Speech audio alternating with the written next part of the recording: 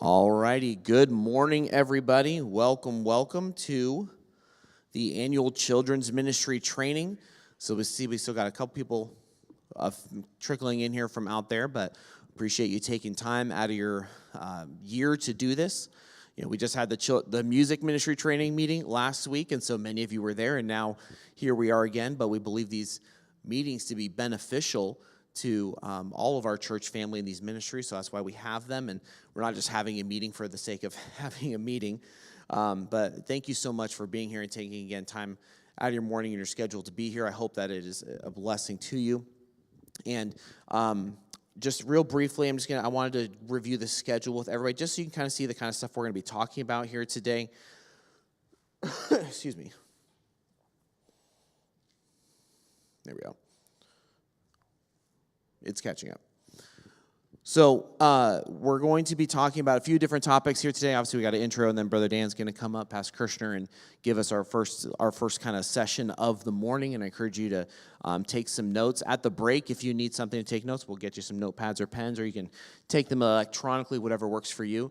Then after that, Ms. Shawn is going to come up and give us some reminders about our policies here at the church regarding children and making sure that we're doing things decently and in order.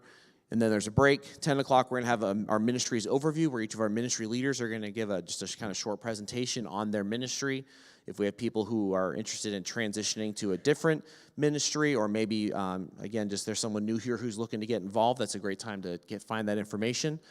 And then another break, and then after that, we have two more sessions here where Mrs. Smith is going to present some things about trying to, and the theme for today is engagement. That's a lot of the feedback we got, whether across all the different ministries, is just engaging and connecting with and knowing our children. And so she's going to be teaching a lesson on that with, mostly in regards to younger people, about connecting with them. And then I'll have a session after that to close it up. And then we'll have a small meeting with our different ministry leaders across the auditorium. So again, some of our ministry leaders requested just to check in with their workers. I know Master Club has already had several of these and already with worker training, but if any ministry leaders would need to discuss things with their workers specifically, we'll do that at the end of it. But we've got a lot of things planned here for today. Let's open a word of prayer, and then Pastor Christian will come and begin. Lord, thank you so much for yet another year that we get to come together and do this. Lord, I know that as we come together and do these things, Lord, it's going to sharpen us. It's going to better us. And so, Lord, as we seek to just do your will here in this place and make an impact in our community and around the world, we don't want to leave behind our own young ones, this next generation here at Faith Baptist Church. So, Lord, may we be good stewards of the time and of the ministries and of the children you've given us. Lord, that we would help to train them up and raise them for your honor and glory. Thank you for this time again. I pray that we just walk away from here just refreshed and ready for this next leg of the journey. In Jesus' name, amen. Pastor Christian, come at this time. I was thinking to myself just a little while ago, hey, didn't I see you guys here last week? At least a bunch of you guys, but appreciate you being here. As we get started, I want to say not only good morning to everybody, but I want to say a heartfelt thank you to all who not only have come today to be a part of this training, but more importantly are part of our children's ministry as a whole. The children's ministry is one of the single largest ministries in our entire church. We typically have classes and activities that are running every time we have an activity here at the church. That means that no matter what's going on in the main auditorium, there are somewhere classes or nurseries where our children are being taught, loved, and cared for. And it's important to recognize that many of us are trying to develop children's ministry through a model that we ourselves never actually saw before us in ministry. A lot of us grew up in children's ministry that was handled very, very, very differently than what we have today. As an older generation, we bear direct responsibility, according to the Bible, to God Himself for how we work and develop our young people. It is a stark reality that many young people who grow up in church, when they get older, not only do not attend church, but don't even identify as Christians. We can blame them as individuals, but we also have to identify our part and responsibility in their development and as believers, as young people. So as we get started today, before we kind of get into too many of the specific details about the children's ministry, I do want to talk about the reality that because our children are so important, number one, what you do is important, and because of that, who you are is very, very important to this ministry. I remember years ago I was preaching in teen class, and I had a teenager who was notorious for coming in, sitting down, and when I began to preach, he'd open up his notebook and start to draw pictures. I knew he was drawing pictures because the other teenagers could always see it. I got pretty annoyed with this, and I was going to say something, but one day following one of the services, he came up to me afterwards, and he said, "Brother Dan, I just want to thank you for last week's message in teen class. He said, you had talked about these points, and God really convicted my heart about this, and I'm going to change this." All while drawing pictures. Here's the point. We don't actually know who, what, or when. So we have to be diligent at all times, trusting that God is doing the work in the heart and minds of our young people. And we need to stay away from favoritism and guessing as to who really are the ones who are going to end up serving God, because in reality we don't have any idea. I'd like to talk about, just for a few moments, 3 key areas of children's ministry. Number one, what is our overall purpose? And this is really why we do what we do. Number two, our philosophy. This is how we approach the things we do. And just I'll touch on it, even though it'll be more exhaustive today, and that's our practices within children's ministry. And this is how we carry out children's ministry. At its core, our purpose actually is very simple. Is to create an environment where children can safely grow, feel loved, learn of Christ, be saved, be baptized, and not only grow in their knowledge and relationship with God, but also to learn to serve God, even at a younger age.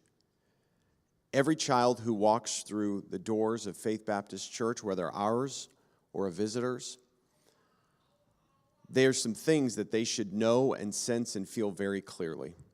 Number one, they should know, especially for our young people, that this is their church. This isn't just the place where their parents go to church. This is their church, and they belong here. Number two, they should know that they are wanted here. They are not an inconvenience. They are not some extra work. But we are so very thankful that God has entrusted them to us, and they are wanted here. Every child, whether outgoing or shy, engaging or indifferent, what some would consider normal or abnormal, should feel welcome, loved, and of importance to you and me. And I would also say, even the most limited of child can sense those things very clearly in the adults who are around them. They need to know that they're loved by us, and more importantly, that they're loved by God himself.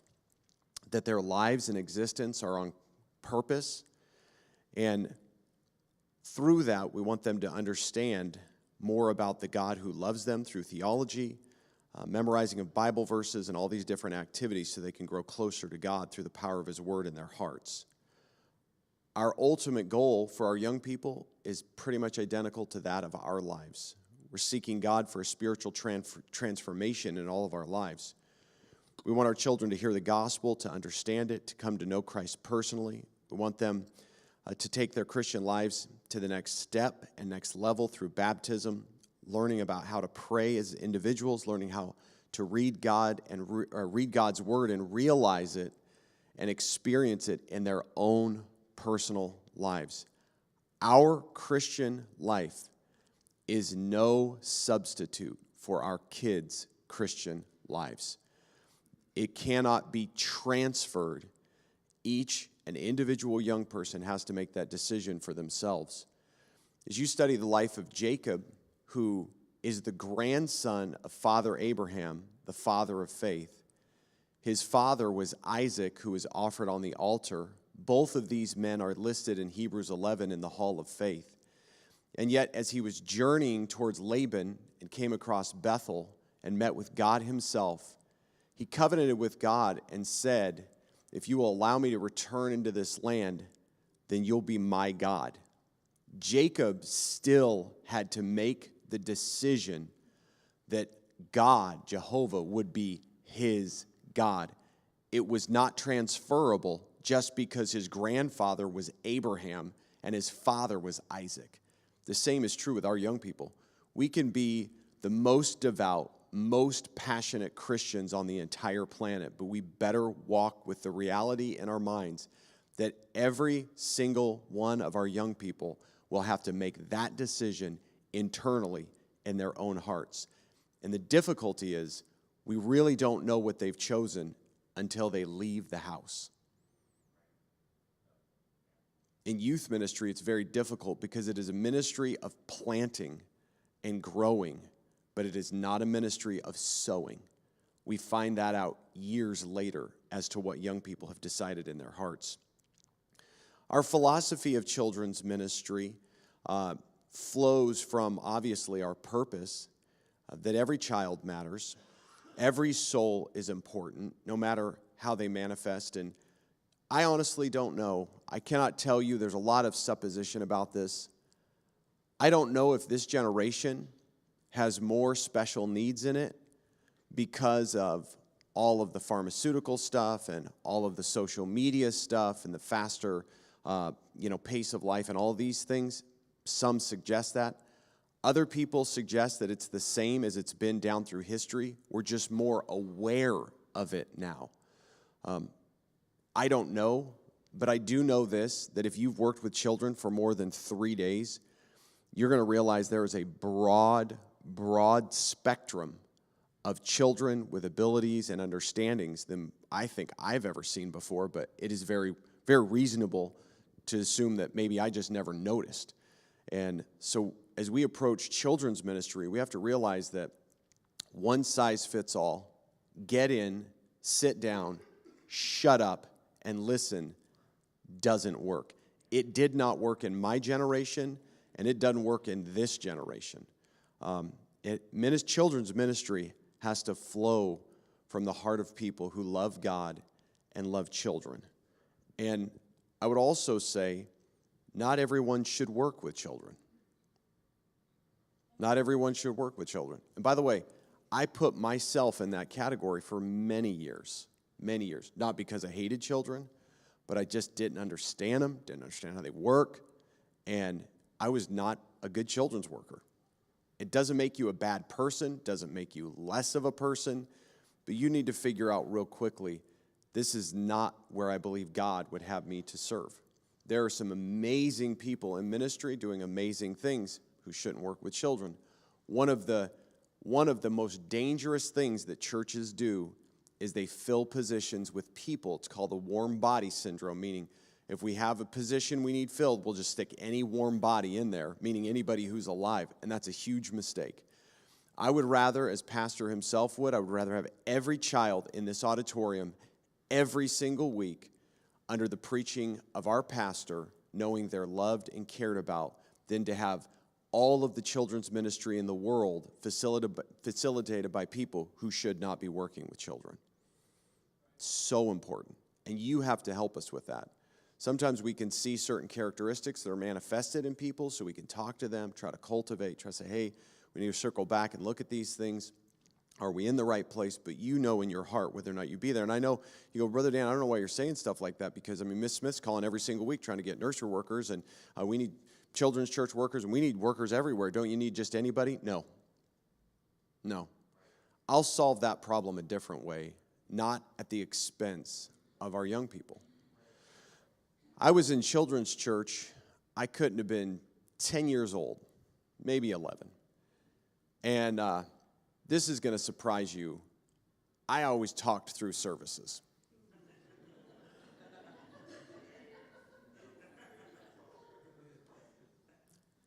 Close to 40 years later, little and nothing has changed. That's why God stuck a microphone in front of me. This guy just isn't going to shut up. One of our workers, he's a good man, but he shouldn't have been working with children. I'm just telling you as simple as that. He had asked me to be quiet 2 times, and I did. for a couple of minutes. The third time, he was so frustrated because he could not control me. And by the way, what he failed to identify was I wasn't really great at controlling myself. So he came over from behind and he put his hands around my neck and he squeezed. And he literally I couldn't breathe. I literally could not breathe. I'm 11 years old. This guy he must have been like 6'3", 250 plus pounds. And I mean, he had bare hands and I couldn't breathe. And then he whispers in my ear, I told you to be quiet. You need to be quiet. Finally let go. I ran out of the room. My mom was in the nursery. I ran out of the room, found my mom, just sobbing, told her what had happened. This is hilarious because this is so families. My mom obviously wanted to go kill this man personally. I mean, she was ready. You know, you rile up Mama Bear, you're done. My dad, on the other hand, is like, he's fine, right? This is not every dad on the plate. He's fine. This guy's choking my kid. He can't breathe. Well, he's breathing now.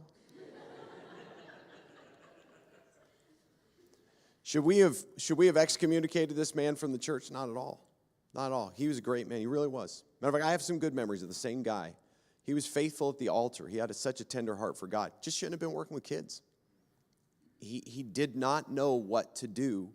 And likely, I'm going to tell you this, likely he handled it the way things had been handled for him growing up as a boy. I'm not trying to villainize this guy, and I don't have horrible memories of him. I have good memories. He really did love the Lord. But where the ministry, and please hear this, where the ministry failed is somebody didn't stand up and say, hey, this is a good guy, but he should not be working with our children. I am 47 years old, and I can remember an event from almost 4 decades ago as if it happened yesterday.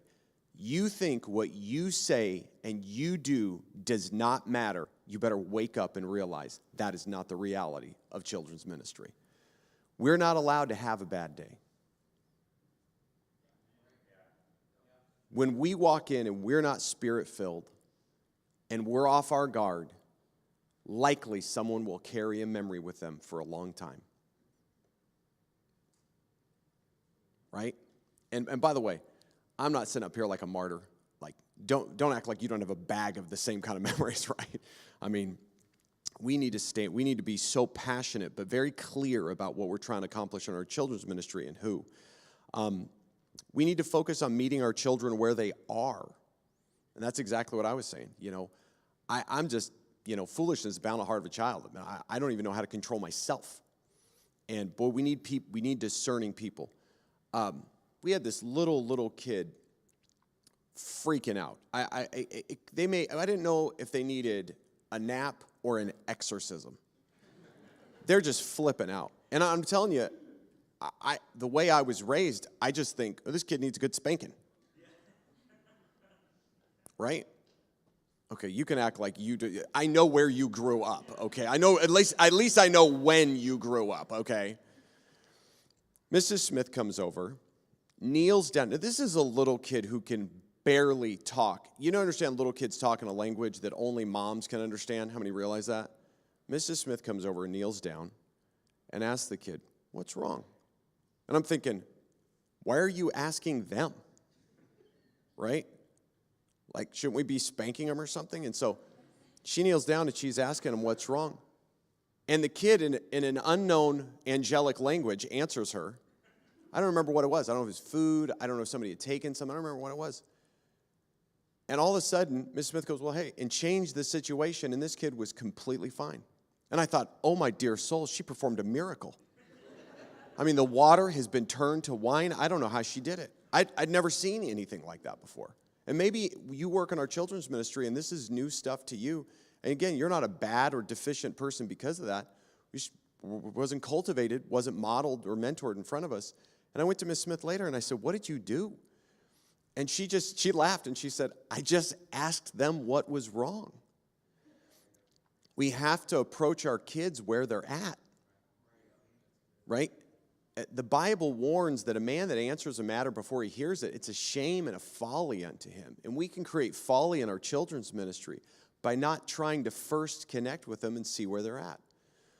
So important, so important. There's 1,000 things I could say there, but let me keep moving. What's exciting our young people? Try to understand them to some degree. I know you don't get, a 30-minute sit-down counseling session with our young people to interview them, but try to understand some basics. Hey, what's bothering you? What's worrying you? What excites you? What makes you happy? Did you come in with a heavy spirit today, or if you have? And I'm going to tell you, this is a ridiculous one. I don't know what is going on, but here's one of the greatest questions you can ask about your young people. Have you eaten today? I don't know how many young people you think not eating affects us as adults. Think about how it impacts kids who have no concept of their own feelings, right?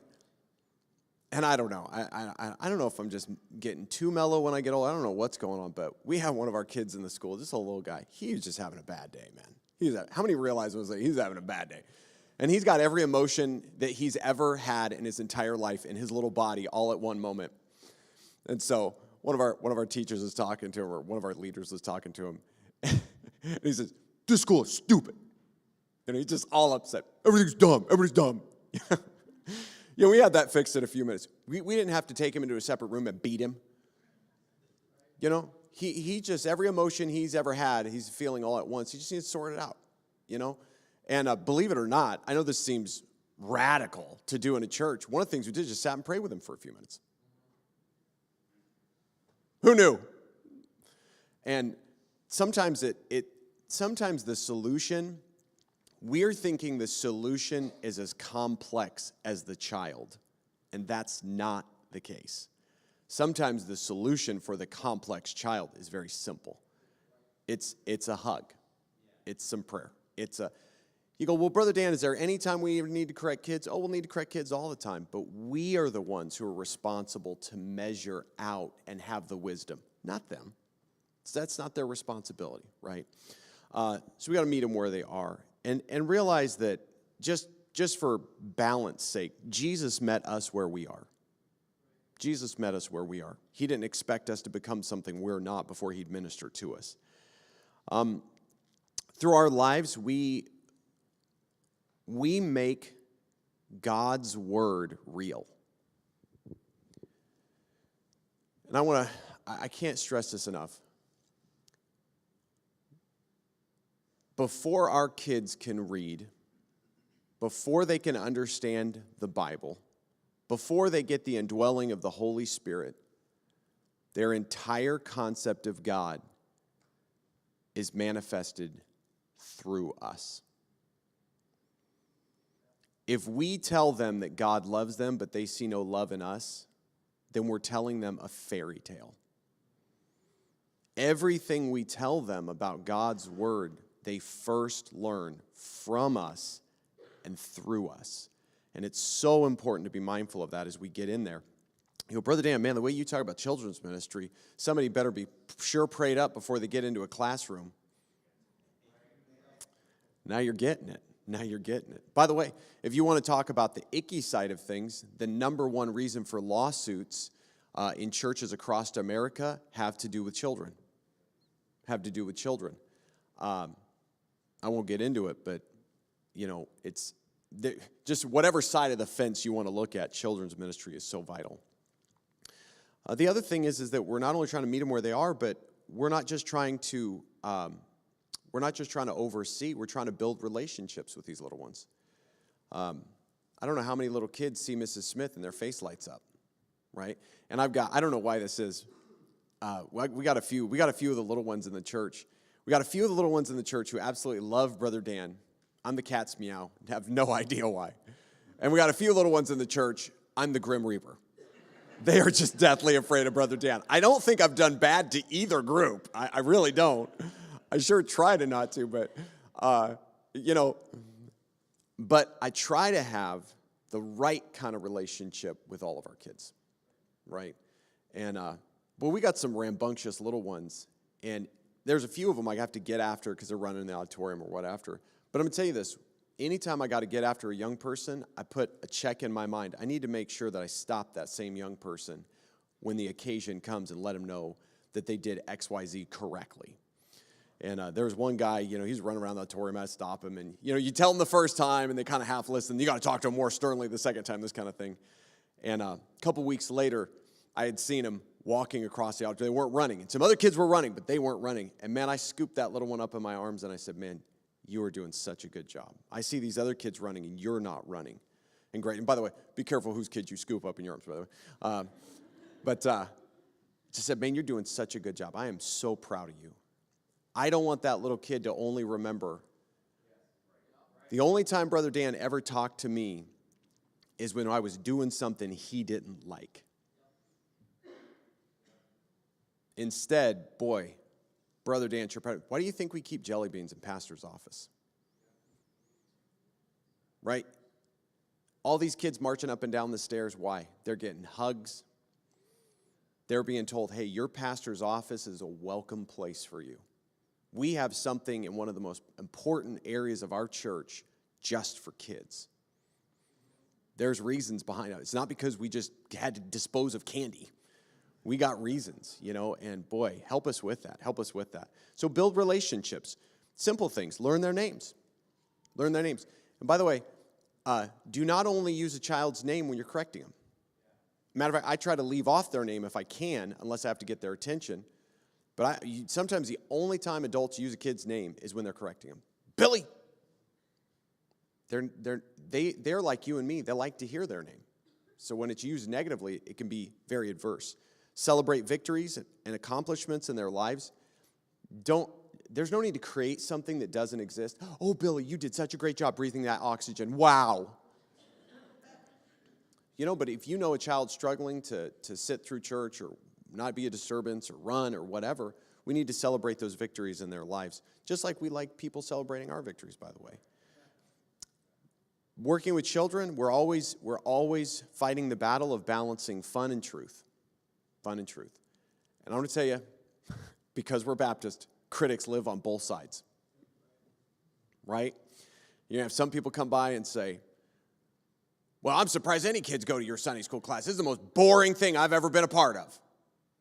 And you're going to have other people come by and go, all these kids do is play. They don't learn a little of any Bible. Well, yeah, let's get them in the main auditorium and get them in a doctrines class quickly, And that's just people. That's just people. We had a children's, this is years ago, we had a children's church preacher. He was controversial for children's church. He wasn't bad, he was just controversial.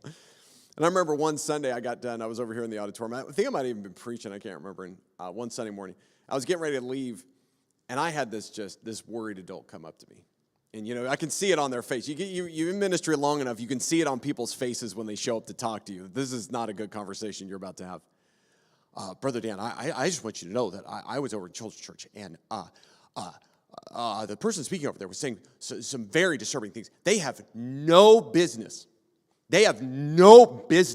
speaking to young people. And they went on and on for a few minutes, and I said, okay, I will definitely investigate that and look into that. Now, this is a true story. I'm not altering this at all. It wasn't 7 minutes later, I had another person with a smile stop me and go, Brother, can I talk to you for a minute? I said, yeah, absolutely, sure. I want to let you know I was over in children's church today, and I heard one of the single greatest children's messages I have ever heard in my entire life. I am not kidding. I have both of them, and they went on as equal as the other one. And I think God was using it in my life as a leader to help me to learn some things about people and how we do things. And if you want to come and say, well, we're just making stuff about candy and games, you know what? That needle, we always got to watch, right? We don't want it to go too far this way. We don't want to get, and we need all of us to help to maintain it. We don't need to fight each other. We need to work together to maintain it. I want our programs to be the most engaging, enjoyable, truth-filled, impactful programs we can possibly produce. And please hear this. We need your help to do it. We can't do it alone. We're not in every place. Listen, you not only represent God and our ministry, this may surprise you, you represent your pastor and his wife. And when you're in a classroom and little Billy's hurting and having a bad day, somebody more than you needs to know it. Hey, I work with this kid every week, and normally he's bright and cheery, but today, man, he's just having a bad day. Whether you tell mom and dad, someone needs to care. God cares about when you wake up and you have a bad day. God himself cares. And if the God of the universe can care about how you and I feel as little tiny specks within our universe, then I think it to be appropriate and God-like when we care about the hearts and the minds of the little ones that we get to work with. And they need you. Listen, they need you. Go, Brother Dan, I didn't really grow up around kids, and I'm not a great, hey, if you care and you'll love them, it will have the biggest difference. And we'll work out the policies and details together. Now, the last thing, time always eludes me here, but last thing I'm going to say is the protection of our children. And I just want to tell you this. I just apologize for the heaviness and the severity of this time, but I'm just going to tell you, if you ever do anything to hurt our children, we will, without hesitation, prosecute you to the fullest extent of the law. And if you doubt Brother Dan for a moment, you come and talk to me. I've already done it. This is not a joke. It is not a game. These are our babies. And you honestly beg God that I don't become violent. These are our little ones. We get one shot. I have close family and friends who still bear the scars, have the nightmares, cry the tears that they were given by some adult in their children years. This runs deep. God said we're to protect our children. You're not alone with a child who is not your own. You don't lay hands on a child unless it is to prevent them from harming themselves, harming others, or there's some type of medical emergency. You don't put your hand around their neck because they're being little brats. Right? We've got to agree together. And by the way, we've had some people break these rules because our adults were having a bad day, and I didn't go beat them up. We went and loved on them and tried to help them to be better so our kids can be better. We're all in this together. It's not one for the other. But if I'm going to tell you, when a wolf gets amongst the sheep, you better find that wolf quick. And for us to say to ourselves, it could never happen to us, is just absolute foolishness. All across our land, it is not a secret what has happened in the Catholic Church. It is not a secret what has happened in the Baptist churches. And so many people, and if there isn't somebody connected to you who fits what I'm talking about, I will be surprised. The protection of our children can only be accomplished if it is done intentionally. You know, you can say whatever you want or think whatever you want about pastors. But I thank God for our pastor because one of the things that he has publicly committed to and privately practiced is the protection of our young people. Every Mother's Day, he repeats it. I will never do anything to harm your children. This is such a complicated thing. Our kids, and please hear me, for their protection's sake, our kids can't grow up without hugs. They can't grow up without hugs. So we have to be diligent and spiritual in knowing when and where. Lots of little kids come hug me. I don't spend a lot of time going to hug little kids. Are you with me? There's a balance there. And boy, the number of little kids who run and just hug Mrs. Smith because they know, and some of them are little monsters, right? In their behavior. Come on now. I can say that because I was one of them. And they see Miss Smith and their face lights up. You know why? I'm loved. I'm loved and I'm accepted for who I am. And I just want to say this. I need your help. I need your help. one of the heaviest things I think I'll ever hear is when there's an investigation into some abuse, whether it's a college or a school or a church, whatever platform, whatever institution it is, and you find out that some other adult had seen something and never said anything. They didn't want to cause a fuss. They didn't want to stir a stink. They didn't want to be a problem. And listen, we need your help. And I don't want you to be accusatory, right? I've had people come to me and say, hey, Brother Dan, I was over in B building and so-and-so was taking kids to the bathroom all by themselves. We don't do that, right? Nope, you're absolutely right. Now, did I go to that person and accuse them of being a pervert? No. No, that's a class worker who may not have enough workers, right? And they're just trying to help little kids not go to the bathroom in the middle of class. They're not bad people, but we've got to protect each other. We've got to protect each other. When I was working with Pastor Kohler in the youth ministry, if you just kind of want to gauge how long ago that was. And we were in teen class, and this girl had sneezed, and I was in the back, and she turns around, and she said, is there a tissue? I mean, she's so embarrassed, right? She sneezed into her hand, stuff there. And I said, yeah. And I remembered at the bottom of the stairs, the teen stairs, the third floor, there's a box of tissue. I said, yeah, come. So we just ran downstairs and said, here's some tissue, and she got some tissue. And, oh, thank you so much. So we head back up to class. Afterwards, Pastor Cole says, hey, can I talk to you? I said, absolutely. And he said, what happened there? I told him the story, and he said, so you walked down the stairs with that girl by yourself? Oh, well, yeah, it's like 10 feet away from everybody, right? This is what he says. So, Brother Dan, if that girl came back and said that you grabbed her on the stairs, what are you going to say to defend yourself? I went, man, I never thought about that before. He goes, you got to start thinking about it. And I should have had a lady or just verbally told her or something. And sometimes you're put in these positions where you don't know what to do. Now, obviously, nothing came of that. Praise God. Nothing, because she wasn't a horrible young lady. But we don't play with, well, this should work out. Right? The standard is, hey, we're protecting and we're doing it the right way. And I know some of it may just feel extreme. Like, what do you people thinking is going to happen? Nothing is going to happen because we're doing our part to protect our young people. If one day, this is, just share some of my own personal philosophy. If one day a child as an adult comes to me and says, hey, Brother Dan, I just want to tell you something. I grew up at Faith Baptist Church, and I just think you were a little too radical in your policies about children. I think you should have been more lenient and not had so many people and all this other stuff.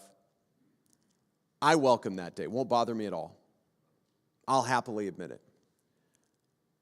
But would to God never the day comes where one of our young people as an adult could come to you and me and say, did you even try to protect me?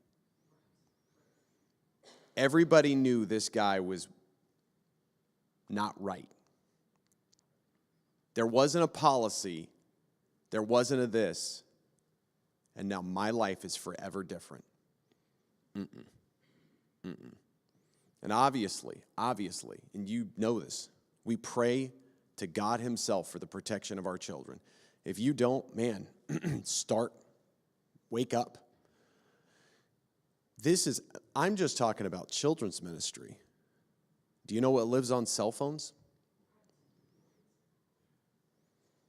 We got to pray for the protection of our children. God, protect our kids. I love what Pastor said years ago. He said, we pick on our young people. He goes, what would have happened if they would have given us cell phones you could take pictures with when we were kids? My generation had pagers, and that was bad enough. And yes, I've had to explain to our kids what a pager is, right?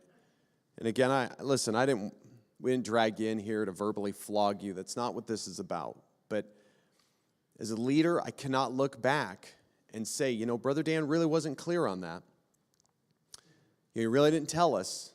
It can't be that way. I remember years ago I was taking some leadership classes and everything, and they talked about firing people. And obviously that's not something we have to do here a lot, praise the Lord. And they said, one of the things you do is you got to be clear. And they told this story, this true story. They told this story about this nervous manager had to fire an employee. So the employee came in and the manager said, things aren't working out. We're having some problems. They're hemming and hawing, and it'd just be best if you find other employment and all this other stuff. And they're just trying to be as gentle as they possibly could. And so the person said, okay, they got up and left and thought, man, glad that's over with. And the next day, that employee came right back to work. Now other people are coming to the manager and said, hey, didn't you fire that? You told us you fired that guy yesterday. Well, So finally goes over and says, hey, we had talked yesterday. And he goes, yeah. Well, I fired you. That's what you were doing? Right? Sometimes we think we're protecting somebody by being unclear, and we're not. We're not. And I'm not doing you a favor to try to dance around these things so delicately nobody knows what I'm actually talking about. And again, I'm not trying to wake you up and hit you with this stuff, but at the same time, let no one here wonder how we feel about our children and our ministry. So there's children's philosophy at Faith Baptist Church. And again, I said this last week. I would love to just get up here and talk about all the great things that have happened all year long, but the purpose of this meeting is for edification, for sharpening, for improvement, these kinds of things. And by the way, I'm just warming the crowd up for Miss Shauna. She's going to be 10 times heavier than I am. So you got off easy with Brother Dan. Miss Shauna, are you coming up? Miss Shauna's like her mom. She loves public speaking and public attention. You give Miss Shauna a big hand. Would you do that? She needs that. She needs that. I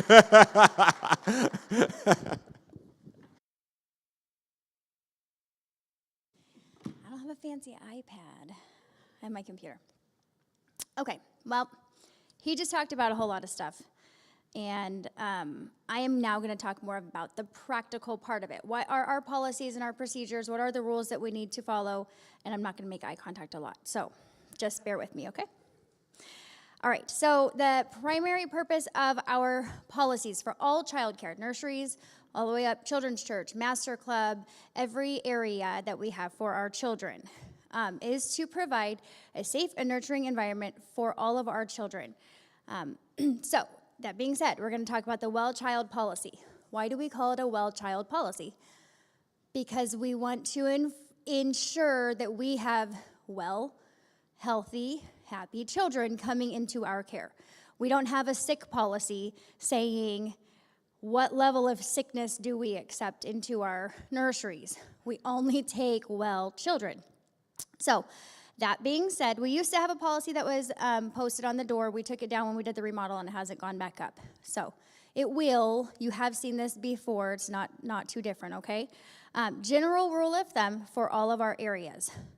In the past 24 hours, if you've had a fever, vomiting, diarrhea, persistent coughing or sneezing that is not allergy related, because Washington State, we do have a lot of allergies. Runny nose. I'm going to skip the gross parts, okay? Runny nose that is not clear. Let's just say that. We don't want that in our nurseries. Any contagious illnesses, we do not want in our nurseries.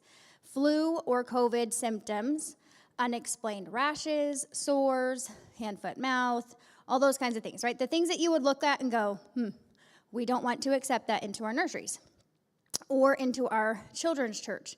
This is kind of an area that nurseries, pretty easy to enforce because Mrs. Smith is right there. And so it's easier to say, hey, I have a question about this, and then she can look and she can decide and she can step in for you, and then you don't have to be the bad guy. But it's a little bit different if you're in Master Club or if you're in children's church and you have a child who just runs into your classroom and then you're like, you don't look right. Something looks off, and now you are in a position where you need to talk to the parent. That's why this policy exists, okay? I'm going to skip that part. Okay, we have, so that's our well child, our illness, our what you can visibly see, okay? Our classrooms and restroom policy. Pastor Kirshner just touched on this for a second. We have a policy of a minimum of 2 workers take our children to the restroom. That is for your own safety. That is because no adult should be entering a restroom with a child and no one else is there. It does not matter if you have 3 children with you. Children are not adults. You have to have 2 adults with you. And we're going to talk about exceptions or different circumstances in a second, okay? One of the other rules that we have with classroom and restroom safety, men are not permitted to change diapers.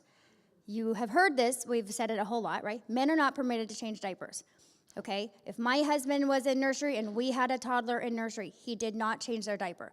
It does not matter if it is your own child. You do not. Men do not change diapers. Why is that? In my own house, change them all day long. Go right ahead, right? Take that responsibility. Not in our nursery, because someone walking by, they don't know your relationship to that child. They have no idea that you just stepped in for a second to change your own child's diaper. They don't know that. They just see something that you're like, that's a questionable thing. We don't want to do that. We want to be above reproach. The 2-person rule. 2 workers have to leave the classroom to take children to the restroom. What do you do if you only have 3 workers in your classroom? What if you're shorthanded? What do you do in a situation like that? You always have someone who you can go to. Your teacher in your class, the Griegos, that's their decision to make, okay? The Griegos are ministry leaders. They are deacon's family. They are part of our core staff. So if they make a decision and they say, you don't have enough workers in class, Savannah will escort children. They just took on that responsibility and liability for themselves. They have the right to do that because they are our ministry leaders.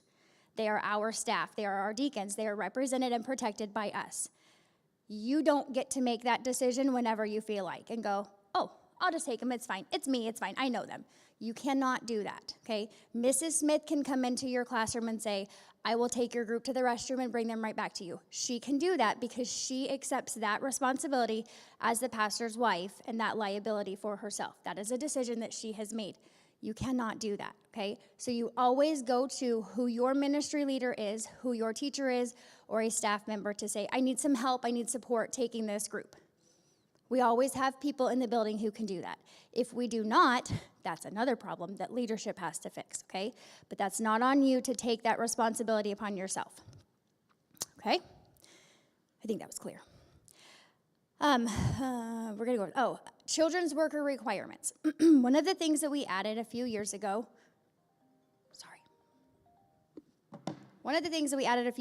was background checks. I didn't know it was on. We implemented them with our senior leadership first, all of our staff, all of our deacons, their spouses, and we're kind of going through the line. Our ministry leaders, everyone has had a background check run on them. Our school teachers. We have different levels of background checks that we run depending on what ministries you are in. Part of that may be if you are a vehicle driver for the church, you have also had a for your license to be run, and we do a DOL report.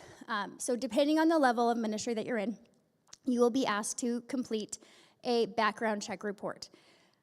That can get scary for people, and people question why, or it kind of have some hesitancy. So let me explain it further. The background check report that we do is not in-house. We do not do them ourselves. We do not collect your data. We do not do anything with your information. That information is run through our insurance company's program that they recommended to us. We run our background checks through them. It goes right to you through a secure link. You put in your information, it runs the information, and then it sends a report to the system. If the system flags something that needs, like, hey, you need to be aware of this, that information goes right to Pastor Kirschner. It does not go to your ministry leaders. It does not go to anyone else. It goes to Pastor Kirschner. He can review it. Now, thankfully, we have not had anything that has been flagged on any person.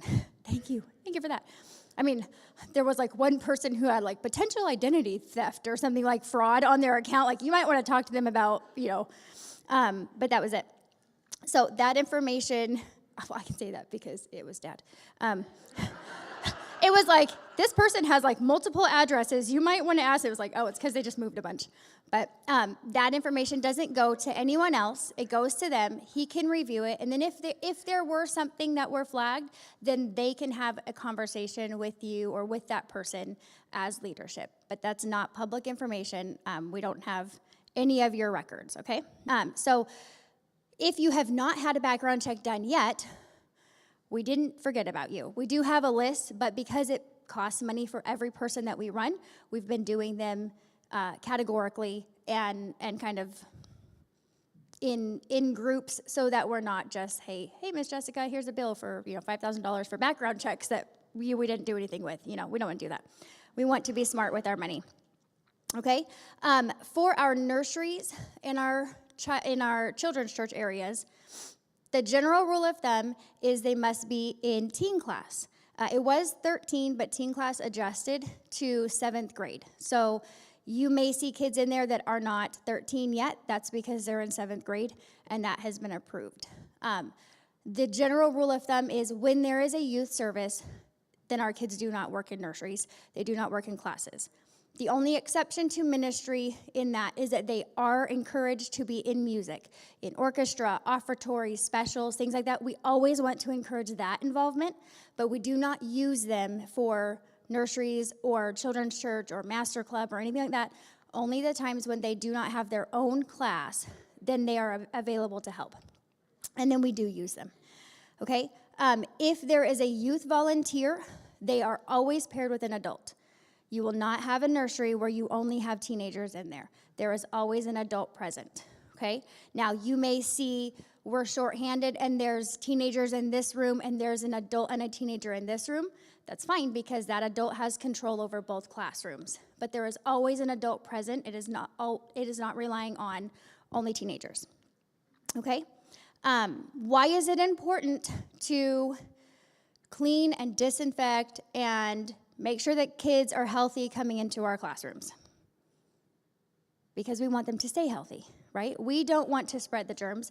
So we want to make sure after nurseries, after children's church, we're cleaning our rooms. We are emptying our trash. We are disinfecting. We are wiping down and sanitizing the toys. After every Sunday night, I want to say like Sunday afternoon, Sunday night, and before Wednesday night, the nursery toys are getting cleaned and sanitized and then air dried so that all the germs die and all the things. We do that because we want our nurseries and our classrooms to be a safe space for our kids, right? We don't want parents to say, oh, I can't bring my kids to church because it's flu season and they're going to catch something there. Like, no, there's a really, really high probability for the majority of us, B building is cleaner than our own houses because we clean and sanitize and wipe things down constantly. Every day we're cleaning.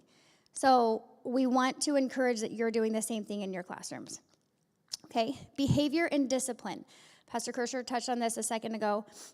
We do not put our hands on children at any times for any reason unless we are helping them from harming themselves, right? If a kid's about to fall down the stairs, yes, please grab them so they don't fall.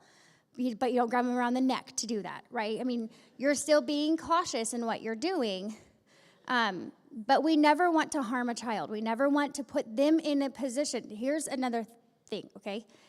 Just because you don't think that you were harming that child does not mean they don't think you were harming them, okay? If you have a child who is this tall and you have Pastor Kirschner who's way up here, there is immediately already an intimidation factor. If you're looking down and you're yelling at a child and you think you're not really being that mean, they do. They do see it that way because they're little guys, so you have to watch your tone. You have to watch your interactions. That's why a lot of times you'll see teachers who will get down on their level because you're trying to look at them face to face so you're not scaring them, so you don't look like you're just this big bully, right? Be gentle. Be corrective, not disciplinary, okay? That's not our job. Our job is to instruct and to correct in a loving way. If you have an issue with a child that you cannot reasonably control, okay? This child has gotten on my nerves and I can't handle them anymore. No problem. Do not engage. Do not interact with them. Get another worker. Hey, Miss Savannah, I need you to step in and take this child because I need to go to this side of the room. They're not going to say to you, no, you have to deal with them, right? They're not going to do that because they understand. So you have to be the adult in the situation to say, I can't deal with you right now, right? Tag, you're it. I'm tapping out, right? I got to step away from this situation. If a child is being super disruptive or uncooperative, what do you do at that point? Obviously, like I keep saying, you have your leadership to go to. Okay, but what do you do if Brother Stephen is in the middle of preaching and this child is just being unruly and out of control? What are your options? If it is a church child, then you always have the option to ask for their parents to be removed from the service to come and get them or come and help with them. If you have enough workers in your room, then you ask another worker, hey, could you please help me escort this child out of the room to another location so we can talk about what the behavior is that's going on, right? How can we diffuse this situation without disrupting the whole of the service? If it's a bus child, then you get a bus worker and have them come and take care of the situation, okay? You always have options. You are not the one who has to solve all of the problems, okay? Emergency procedures. So emergency procedures and our medical procedures are two areas that we are not fully on top of things, okay? Just going to say that nicely. We will, in the days to come, have more of a written policy that you can understand because in an emergency situation, it's an emergency. It's really difficult to follow now what did they tell us that we're supposed to do? What's the next step? And right, it's an emergency. And same with a medical emergency, you want to know your key things of what you're going to do, okay? So in a medical emergency, we have specific staff who handle those situations. So you will see a couple weeks ago, we had someone who fell outside. Immediately, Pastor Kirshner is notified, and then he decides from there, or if it's not him, it will be one of us. It will either Pastor Kirshner, myself, or Brother Andy will be notified, and then we go from there. And we'll say, Luke, Vlad, Cameron, right? We have a specific team of people that we will say, we need you to go to this location so that you can take care of. And then they give us, because they are trained personnel, they will give us an assessment of what needs to happen next. Yes, you need to call an ambulance. No, they're okay to take themselves to the hospital. No, they're okay to go home. Whatever it is, right? In all of our years, Vlad, how many times do you think that we've actually had, I know when Brother Griego fell, he went to the hospital, but there's very few times that we have had a situation that requires immediate medical assistance or major medical assistance. But it has happened a handful of times probably. And at that point, that's why those guys are there, okay? It's always better for them to check somebody out than for us to say, no, we think you're fine. No, that's not how it works, okay? B building fire alarm has been known to be set off. Thankfully, these days, less and less, but it does go off. What do you do if you have a classroom full of children and you're teaching and the fire alarm goes off? Exit the building. How many of you have been in the building and heard the fire alarm go off and you go, oh, it's just a false alarm. Somebody probably just set off the alarm in the kitchen. It's fine. Go about your class. Right? We do that. We cannot do that. If we have students, by law, if we have children in our building, you cannot do that. You cannot assume that it is a false alarm. You have to exit the building, okay? So some of those things, again, like I said, in the days to come, and it will be specific to your ministry areas, you will be given more information about what do you do in that situation, okay? Now, what do you do if a parent comes to bring their child and their child is sick, but they're not that sick? I mean, yeah, they had a fever last night, but they obviously look like they're doing better, even though they're still sneezing some. But they really want to put their kid in the nursery, and they don't like your answer of no. What do you do? Open for discussion. Not you. You can't answer for them. What do you do in that situation? Katrina.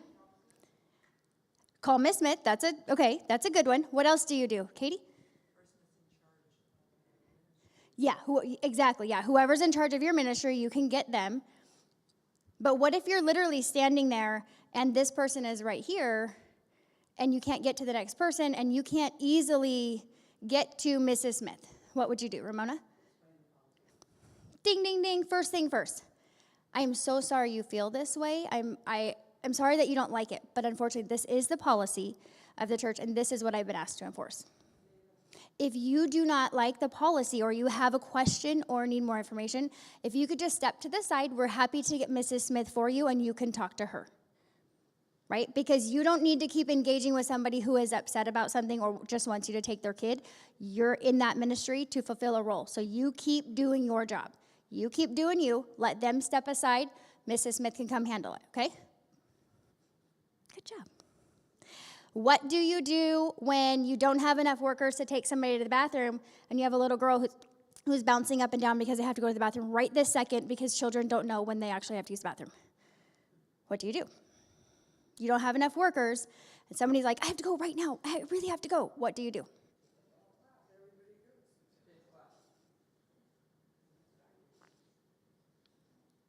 Katie?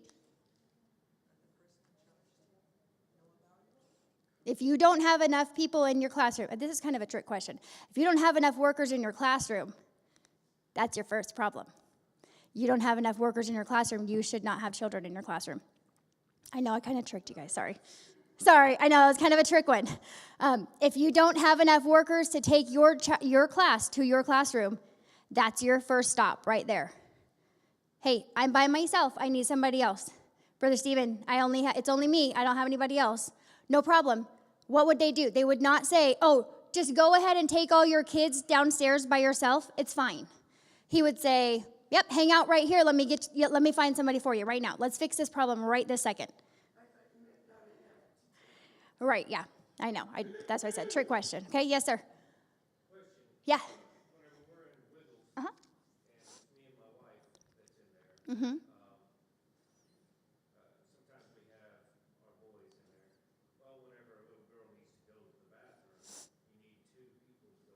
Yep.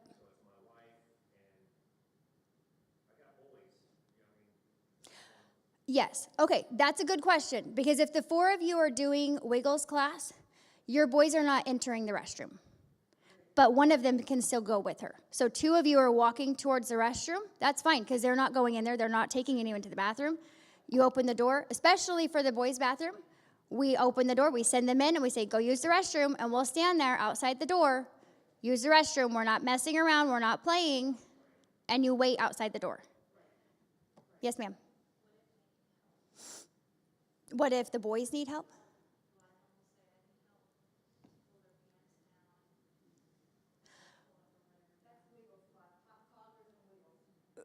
Okay, yeah, toddlers and Wiggles, that is different. That is a good question on that one. Defer to Mrs. Smith. Because my answer, she may change my answer, but my answer would still remain the same. Because you're standing there, Josh can stand there and have the door open like this, and he's not in the restroom, and he's not in there with anybody helping anybody, but you are, and that's fine, but you're still visible to where he is. Yes, ma'am.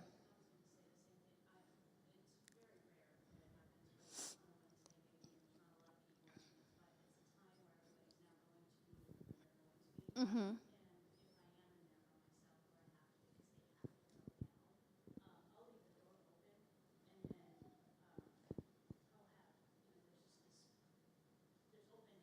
Mm-hmm. Mm-hmm.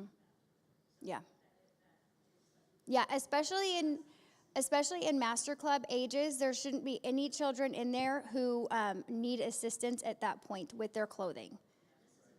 Yeah. Wiggles, that is more of an exception, yes, because they do need help. It's kind of like when you're taking the little kids who are potty training, they do need help, right? They're too little to get on the toilet, things like that. But obviously, that's always a female. But yes, that's why you would either have the door open or you have a second person in there with you.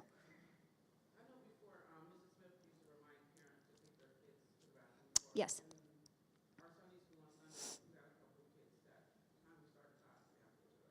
Yep. So, same thing, yes. Yep. As kids are coming up, before they're coming into your class, they should have already used the restroom. And that is a parent thing that needs to be reminded. But are your classes for Sunday school, do you have any parents who are bringing their kids up with them, or the kids are just running into your classroom? Yeah. So I would stop them before they're in your care. I would stop them and say, did you use the restroom? Then you have to go do that before you come into my class. Because if a parent didn't take them or didn't walk them up to you, then they need to do that before they come back. Yeah. But same, if you only have one, like for Wiggles or something like that, you would take the class at one time. Okay, because chances are, if one child needs to use the bathroom, there are more than one. And then you go, okay, we're just going to work it into our schedule and be like, okay, well, give me just a second. Let's finish up this. And then we will all go use the restroom. And we will all get a water break. And then we will come back. And then you're just moving as a group. Good questions. Anybody else? Questions over child care policy? Oh, yes. I was like, do I want your question? Okay. Yes. Yes, it really is. It is just present yourself in the best light that you can. So be careful how you touch people. Be careful how you interact with children. Be careful if you are with them alone or turning the light off in the classroom. There should not be a reason, unless you are teaching a lesson on God created light, the lights should not be off in your classroom. Okay, like there's just some basic things like that that you think through that go, well, this should never happen. Okay, that's what we want you to do. All right, any other questions before I'm done? No. Andy, am I dismissing them or I'm giving you the mic?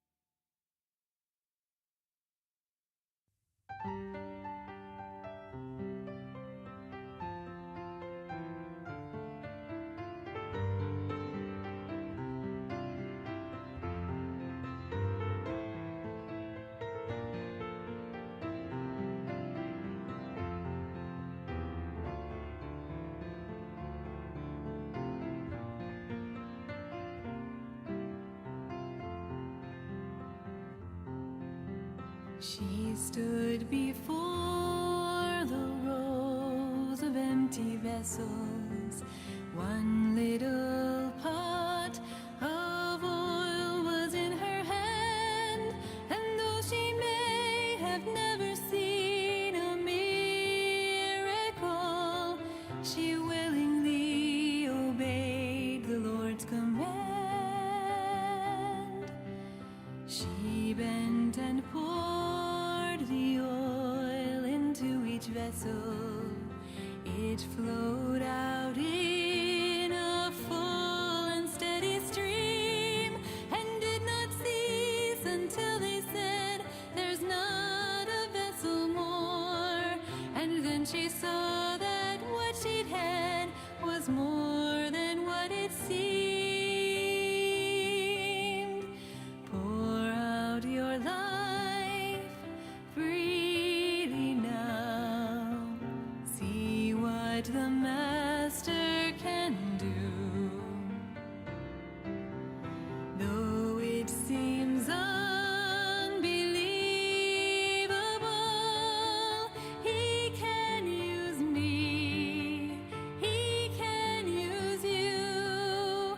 Though all you have seems weak and poor, He sets before you an open door.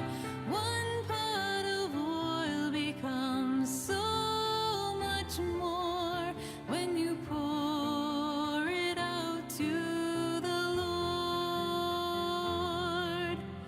Each I'm redeemed by love divine. Glory, glory. Christ is mine. Christ is mine. Christ is mine.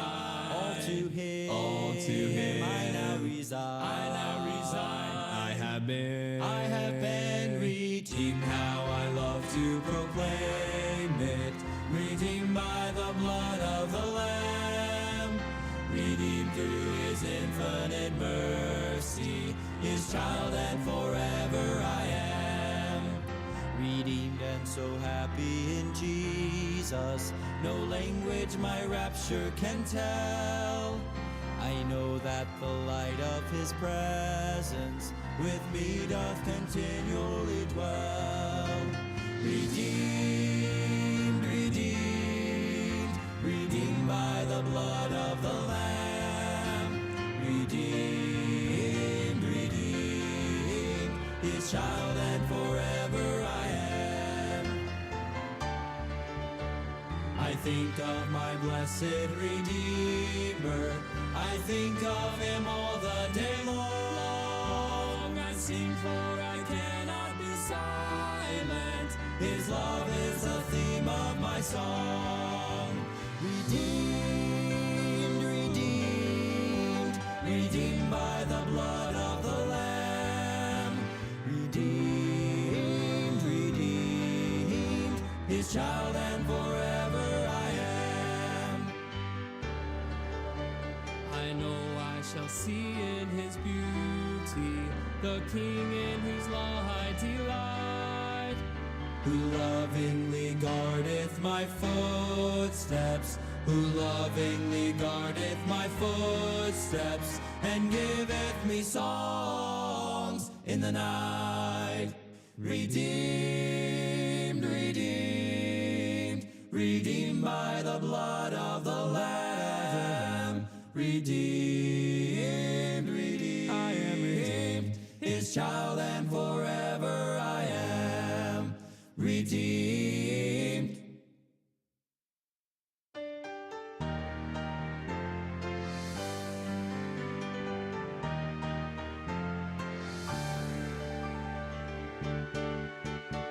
My life was in darkness, no hope to be found.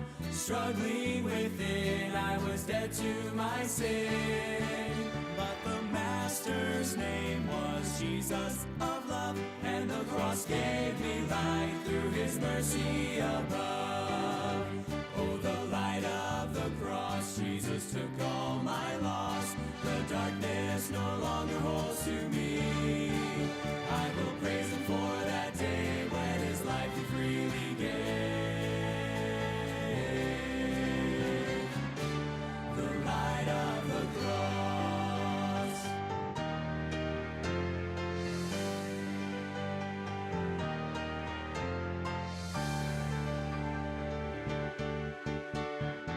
Friend, if you're giving to all you are living and helpless without, let that glory shine. Since Jesus came and was light from the sky, sing and shout, praise his name, lift him on high.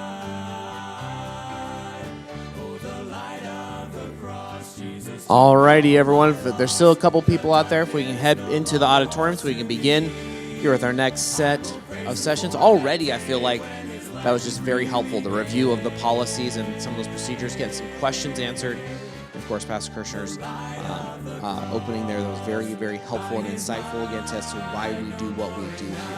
Now, over the next few minutes here, we have our ministry leaders who are going to come. They should all be familiar faces to you because if you're in their ministry, you should know who that leader is. So hopefully this won't be a surprise revelation for you. If you need a notepad or a pen, my wife has a couple, and so she'd be happy to come and bring that to you. So just keep your hand raised, and she will get you guys some of those things there to keep some notes on what this next section will be, as well as the final sessions. Thank you, Miss Julia, for handling that.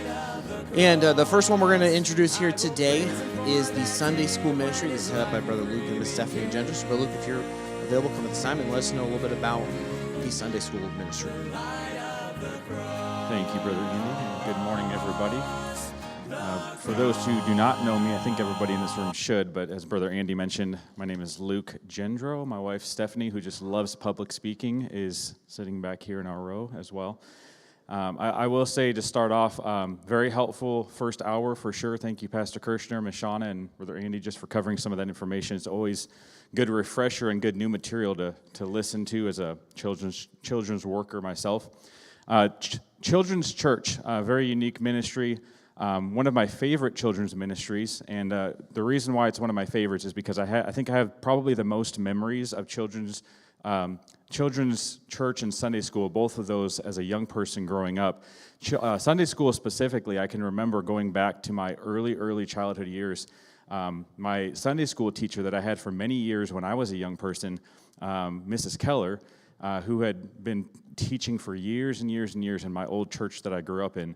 Unfortunately, she passed away last year, and some of my most fond memories of church come from being in her Sunday school class and just listening to her teach. Very unique teacher, but she loved children and she loved to work with children. That was essentially all that she did in the church, was worked in children's capacities to some extent. And one of the things I remember the most about her Sunday school class is that she had a very unique gift that God gave her to individually teach to her students. And that's one of the things that I really favor about Sunday school specifically is every children's program has a unique aspect and a unique purpose. And Sunday school has the purpose of individually teaching. It's a smaller group session. It's not the same as like a children's church with the Griegos, where it's more of a large audience of children. Not that doesn't have its own purpose in and of itself, but Sunday school specifically, you have the ability to individualize your teaching to a smaller group and individual students. And I can remember as a young person, Mrs. Keller was very, very good at individually helping the students in that class, whether it was making sure that everybody knew where to go in the Bible as she was turning to different places and helping them with the games and the activities and things like that.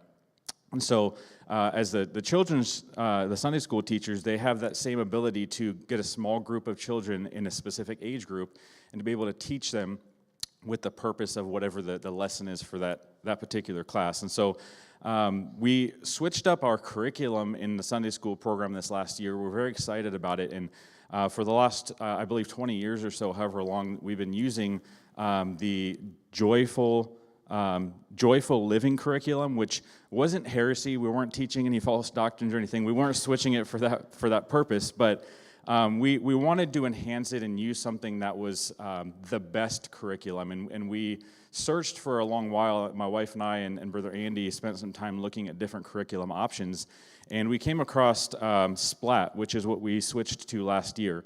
I think we announced it at our last meeting that we were about to switch at that point. And this curriculum has a very different approach to teaching. As you guys can see, there's a lot more color and vibrancy to the curriculum, and it has a lot more teaching aids in there to be a little bit more personal and a little bit more use enhanced teaching with some of the crafts and projects and things that go along with it. I think the teachers have given us a lot of really good feedback, and they seem to like it really well. It's a lot easier to teach from.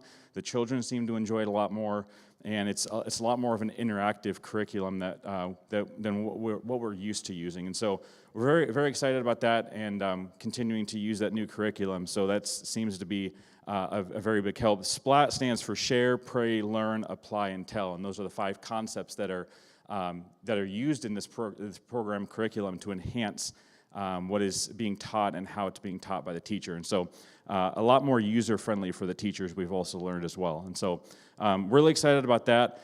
And our goal is to make sure that the Sunday school program for the church is not just another 45 minutes of nursery time. That is not what it's about. And, you know, it's not intended to be able to bring your kids and just drop them off so that they can have something to do and keep them out of trouble.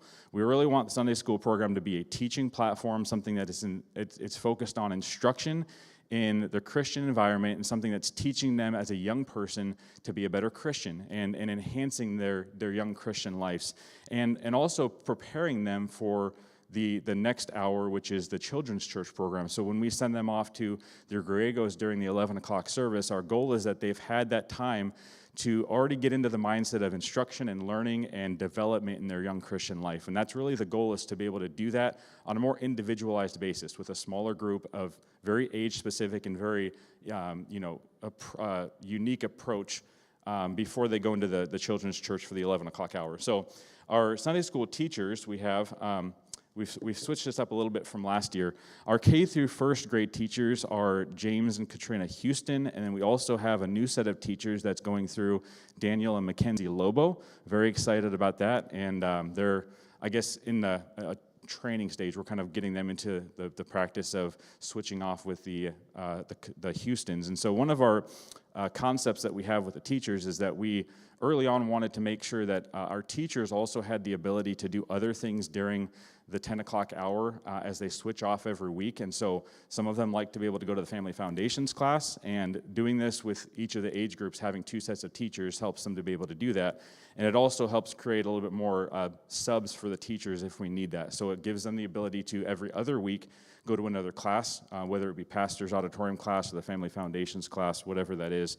But it also allows us to have subs for each age group as well, so that helps a lot. So K through first grade are the Houstons and the Lobos. Second and third grade is Colton and Carlin McLaughlin, David and Anna Serbanyenko, which were new teachers that we added last year as well. 4th through 6th grade is Vlad and Elena Serbanyenko, and then Josh and Anna Crawford. Those 2 switch out for that age group and have been a tremendous help. We love all of our teachers, and we've really prayed over who to be selected and who we've asked to be teachers. And I think it goes back to Pastor Kirshner's point earlier this morning of, not everybody is gifted to be able to work with children, and it is not, God's intention that everybody works with children, but we really wanted to pray about who would be the right teachers, not just teachers to fill in a spot, not just teachers to say, hey, we've got someone covering this hour, but we wanted the right teachers for the right age groups, and we've prayed a lot about who we have teaching.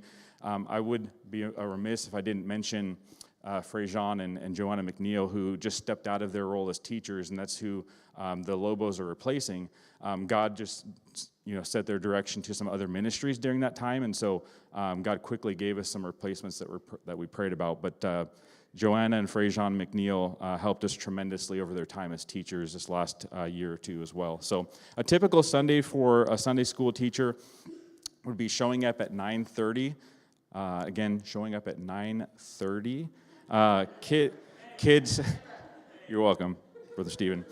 9:30, the kids typically start coming in, and having the 9:30 slot allows for people to be able to drop off their children to be able to get to other ministries that they might be in at the same time frame. And so the children start coming in at 9:30. They have a worksheet from the curriculum that they typically work on until the 10 o'clock hour, as well as interacting with their teacher and their friends, and just having some more conversational time during that preparatory time leading up to the 10 o'clock hour.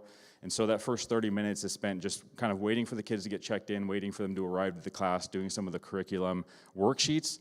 And then 10 o'clock, the class starts. They usually start out with prayer requests and a prayer time.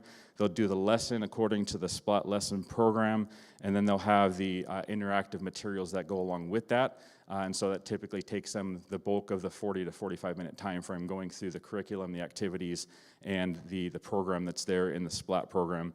And then, of course, at 10:45, they'll conclude class and dismiss the children up to Children's Church.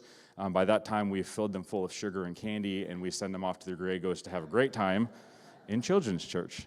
And so my wife and I are always praying about finding additional backup teachers. You know, there are some Sundays where we've had 3 or 4 of our teachers out sick for whatever reason or traveling or something, and we've stepped in before, and my wife steps in and she'll teach if she needs to and such. But always looking for a backup set of teachers. If you want to get trained and prepped as a backup teacher, please come and see my wife and I, and we can pray about whether that would be the right move for you and whether God's leading is there. But again, always looking for that backup. So if the Lord leads you that direction, please feel free to come and talk to us. But that's quick overview of the Sunday school program. Brother Andy?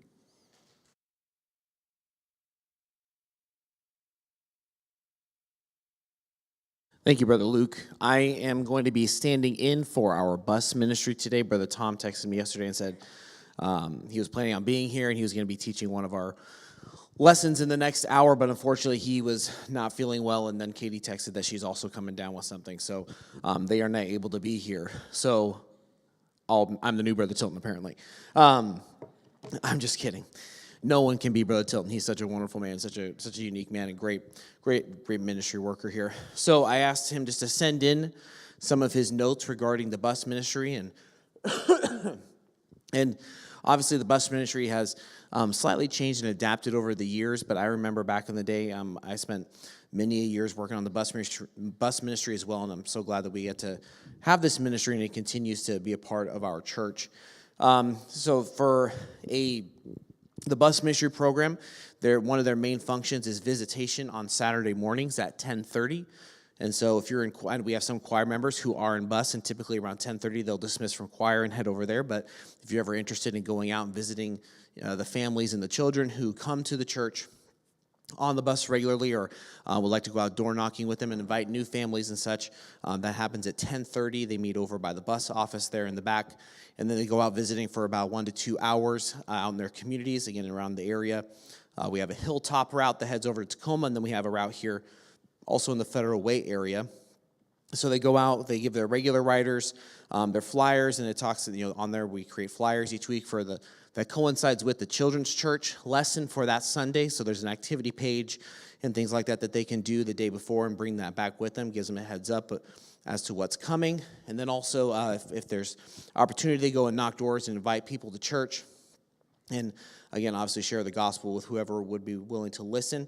And then Sunday mornings, when they actually go out to go run the buses, they meet about 9 o'clock again out there by the bus office.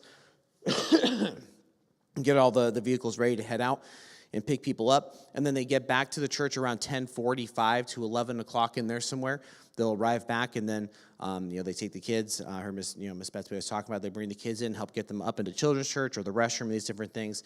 And they usually have a worker as well who rotates in and helps with the Children's Church, which is really a blessing as their kind of bridge to leadership, that if something comes up, we have a worker there who can work with the bus directors, Brother Tom and Miss Katie, to make sure things get handled like they should. And so they bring the kids in. The kids are then a part of our Children's Church program, which the Griegos will be talking about. And so they'll participate in that program there. And then when they're finished and they're dismissed, the bus kids are taken down.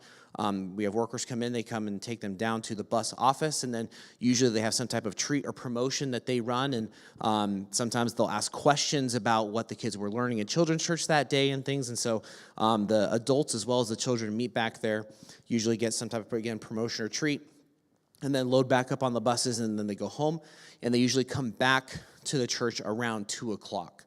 So the bus ministry, we don't really always see them working because their work is outside of the campus. But they labor very diligently, and again, with these hours, and we're so thankful for their sacrifice and what they do for our community.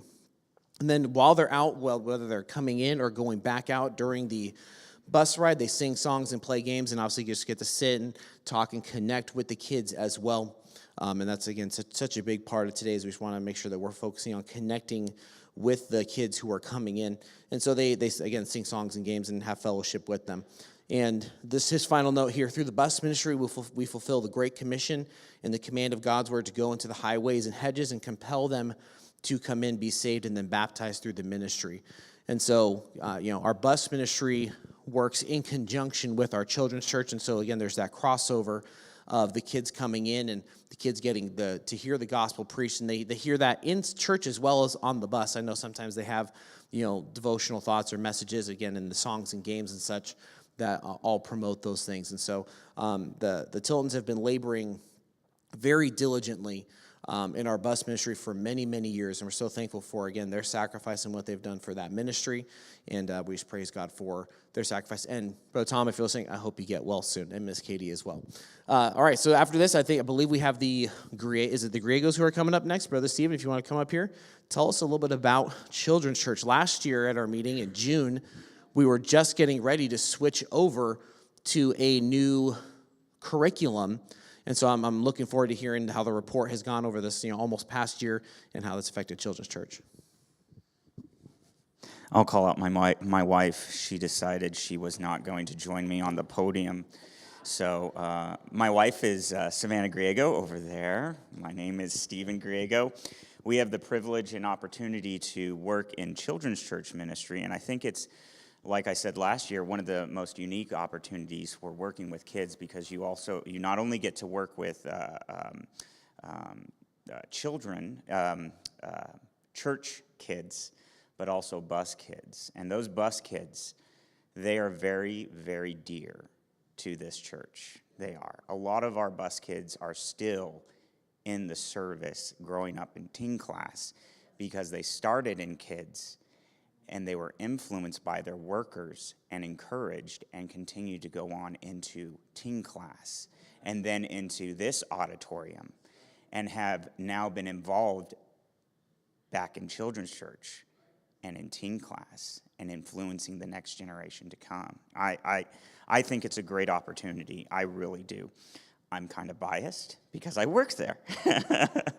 But we have the bus kids, and we also have children's church kids, and it's a great place to be involved. Our main goal in being in children's church is to connect with those kids. And we have a very, like Brother Andy said, we were able to get a new curriculum last year, and it has been working out amazing. There have been kinks, yes, there have, but it helps us connect with the kids. Number one, because our structure is now that we open and we sing songs, we play games before the service. And if you're going to connect with kids, the best part to do it is when you're singing songs and playing games. And then during the service, you can sit down with those kids and then help them during the lesson, read, follow along in the Bible lesson through their Bible. And then after that, we actually dismiss and we split them up into two categories in age group. We go to game time and a time for them to eat, because a lot of them are hungry. And your kids are very good when they eat. So they get to go and have a snack, and then they also get to go and do some reinforced learning. So the lesson is a big part of it, but after the lesson, we have games and a snack time that actually goes and reinforces the lesson that was taught. So we're not just throwing them into a room saying, here, eat some food, drink some water, be quiet. No, we're reinforcing what was already being taught in the lesson before in those other areas. Even with the games sometimes, not all the time. Sometimes it's hard to get a game that actually fits with the lesson, but we try to actually reinforce the lesson that was being taught with the games. So it has been, I think the program we're using is Grow Curriculum. It is amazing. It is awesome. It allows you to have a different thing each month. So your kids aren't hearing the same thing every single month. It's different. And I have been in classes and I have taught classes that is what has happened. It's the same thing each month, nothing changed, and it becomes boring. And that's not what we want. We want to adequately affect those kids so that they don't think they're just being thrown in a room to do nothing. They're there, they're important, and we want them to feel important even in the lesson time and the prep. So our idea of children's church is that we keep moving those kids to different places so that they are actively engaged in every single aspect of the whole entire class time. It's been a blessing in the past year to be involved with your kids. And to be honest, children's church is a conglomerate of help.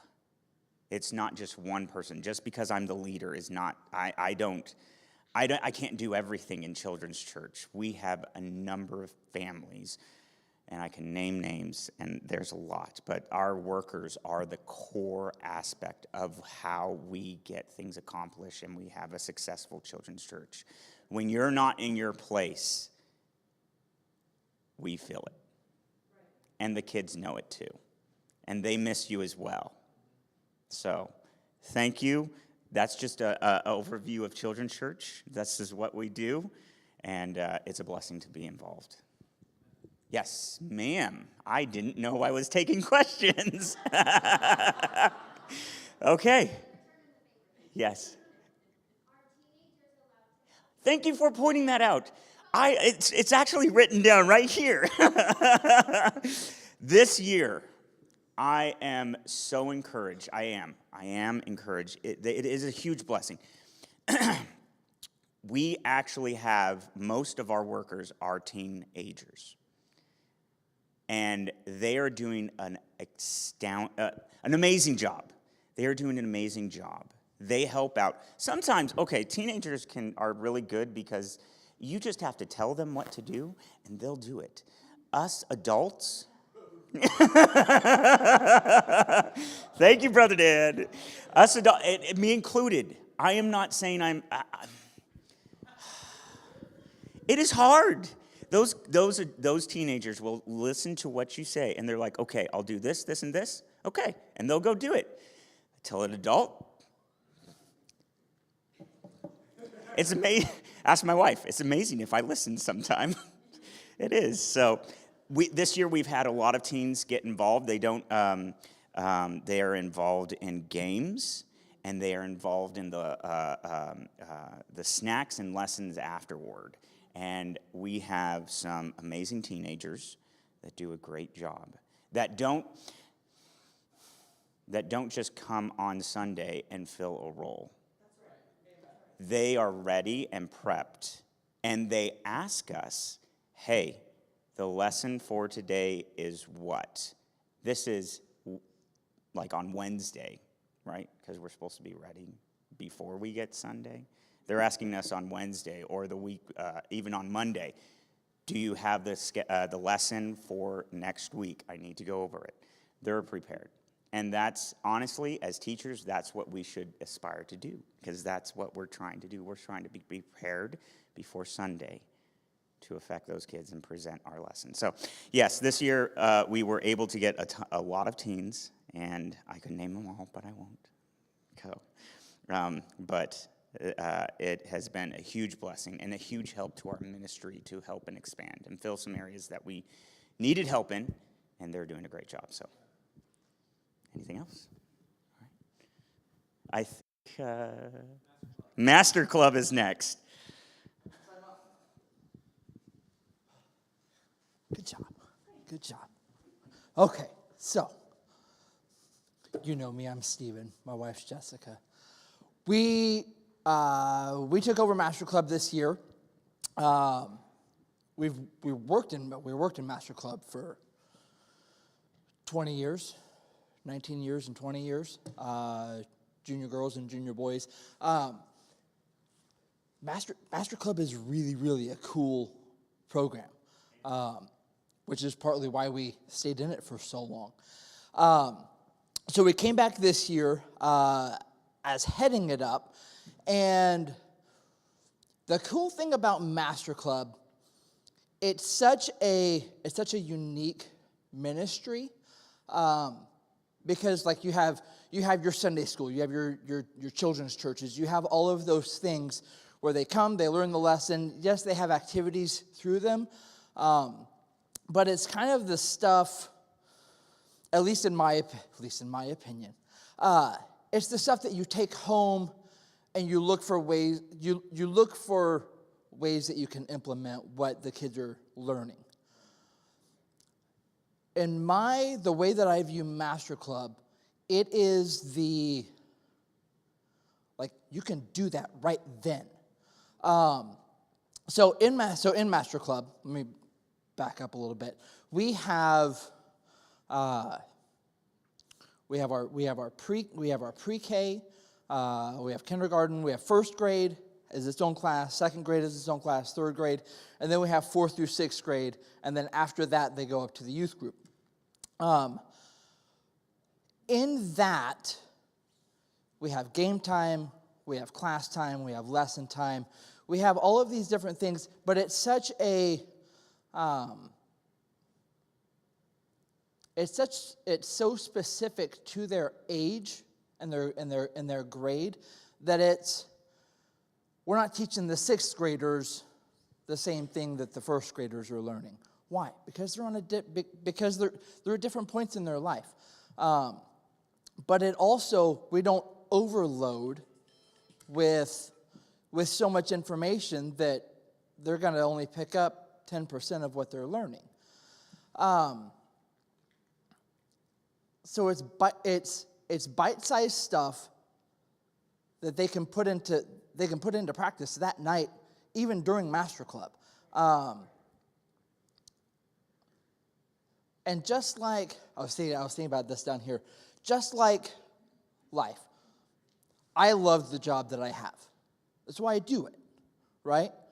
That's not all that I do, right? My life would be not enjoyable. I love what I do, but if I did it all the time, I wouldn't have the fun aspects and the other aspects of life. Kids ministry, Master Club is similar in thought, I feel, because it's not come, get taught, get preached at, go home. It's come, I'm going to do this, I'm going to have a lesson. I'm going to start off my youngest kids, they're going to start off with game time. Why? Because they're little. They have energy, and we're gonna come. We're gonna sit them down. That's not gonna get them to the nugget that we have for them that night. We're gonna let them call. We're gonna get some of the energy out. We're gonna add aspects to where they enjoy the whole time that they come to church. Because when you enjoy what you're doing, you receive a lot of information a whole lot better. As adults, we do that. Right? Like Shauna said, we're expecting that. Here's how we like to live. We're expecting our little guys to be different than that. Why? It doesn't make any sense. So what Master Club does, I brought some books up. Master Club takes not only scriptural things to teach your kids, it takes the everyday stuff and teaches your kids. Learning the Word of God, is that important?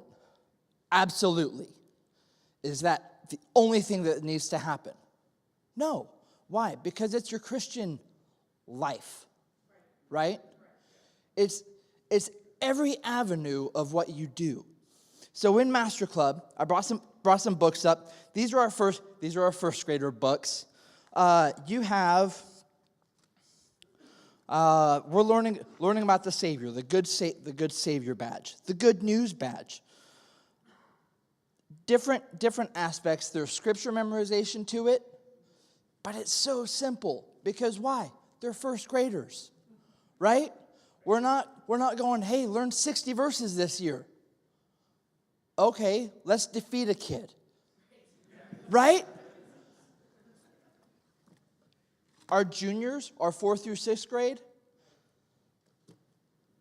similar, say a little, about twice as thick, but you know what? The print inside is a whole lot smaller. Why? Because they have the capacity that as they've grown, now they can do more. Now they have the opportunity to learn all those verses. But on the flip side of it, they also have, hey, I'm gonna learn some first aid stuff. Hey, I'm gonna learn the parts of a bicycle. Wait, but it's church. Yeah. Let's have them learn and come back and enjoy their Christian life.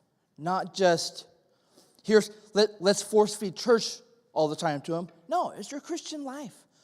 This is where we make the steps that they do as they go into the youth group, as they go into Life Builders, as they go into starting their Christian family. Where does that start? That starts right here. First grade, 2nd grade. That gives them the pathway to end up having a life lived for Christ. Our classes are on Wednesday nights. We get here at 6:30. Okay. The reason we get here at 6:30, the children of our church need to not only have their parents, and they need to not only have their class teachers, they need to have their church family. Their church family, we get to work with them next door. If we're not there early when they're there, it's not all about just class time. Class starts at 7. We have opening, it starts at 7. And that's really fun. I get to do that. We created a new master club song this year. We took the tune from My God Is So Great, and we changed it to Master Club. And it's a fun. You can be loud, you can be silly with it, and it's just fun. Why? Because it's just that. We had our training a couple of weeks ago. One of the things in there, you don't always have to have a reason for what you do. Sometimes the reason, if you have to have one, is for no reason at all. Well, why are we going to play this game? Because it's fun. And you know what? Kids like fun. Like, let's come in and just, okay, so sit down. The kids are to be seen, not heard. Da-da-da-da. Okay, yeah, let me live a Christian life, and let me do that for the rest of my life. No, right? No, have fun at church. Like, it's such a foreign, I don't understand it. It's not a foreign concept for us next door. I want you to know that, because I'm just crazy enough to not care. You know why? Because little kids don't care. And just like what's been said, get down on do this. You know what? If you do that with a kid and you remember their name and you're not their teacher, to where where you shouldn't know their name, guess what that does? That's an importance to that kid.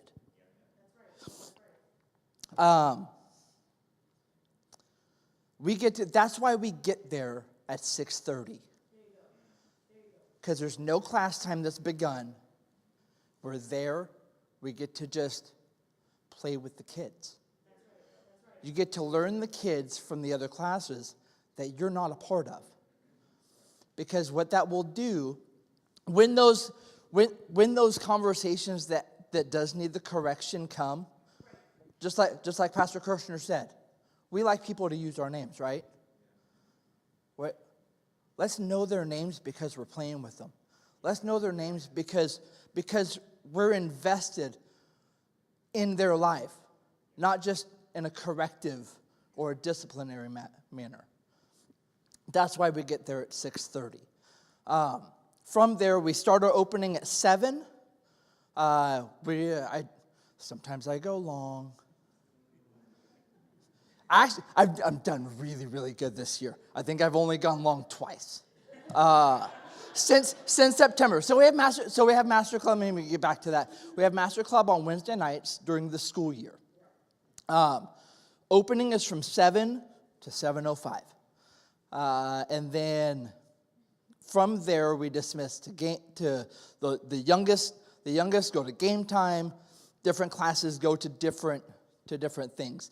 Then at 8:15, we all come back together, and that's where I get to hand out the badges, which is super fun. We do different. I try to keep it different. Some nights we'll do all of the boys first. We'll do old to young. And what does it do? It changes it up. It keeps it different.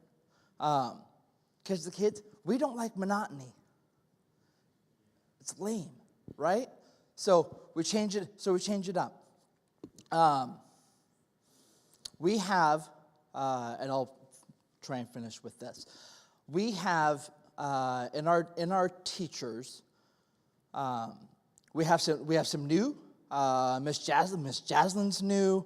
I'm trying to think who else is my. Oh, Nick and Rachel Rudd. This is their first year in Master Club. They're helping with our third graders, and they have Olivia. So we get the insight. So we get the inside scoop. We have them, and they're doing fantastic. We do special nights, and we did one for Christmas, and they came in just decked out, and it was just awesome. Why? Because the kids like it. Did we look crazy? Yes, we did. Wednesday we're doing crazy hat night. What are we gonna do? Are we gonna look like grown-ups? No. Why? Because the kids like it, and that's what Master Club is for. Is to make the kids enjoy coming to church. Because when they like it, they're going to engage in it, and they're going to learn, and it's going to affect the rest of their life. Okay? That is our goal. Let's see, who else do we have? Oh, that's where I was going with the teachers. We have teachers that have been there. Miss Joanne Black has been there. She's our ranking veteran. This is her 21st year in Master Club. Yeah. She's been in it from the beginning, but just in that, when we had our meeting a couple weeks ago, the majority of our teachers have been in there 5+ years, 5, 7, 10 years.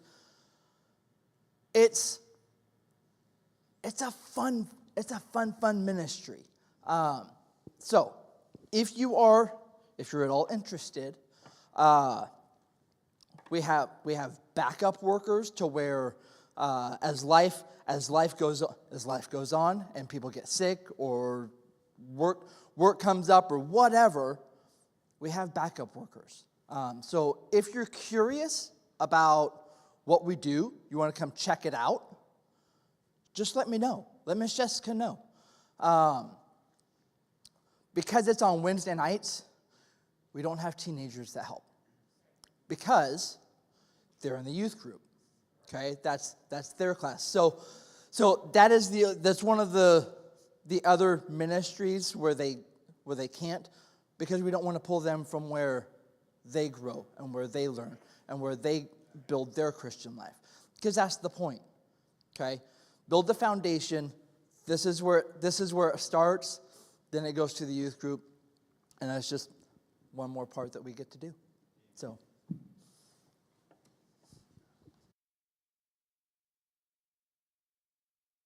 We do have really cool polo shirts also. They're brand new this year. We just got them done. And they're really comfortable. So.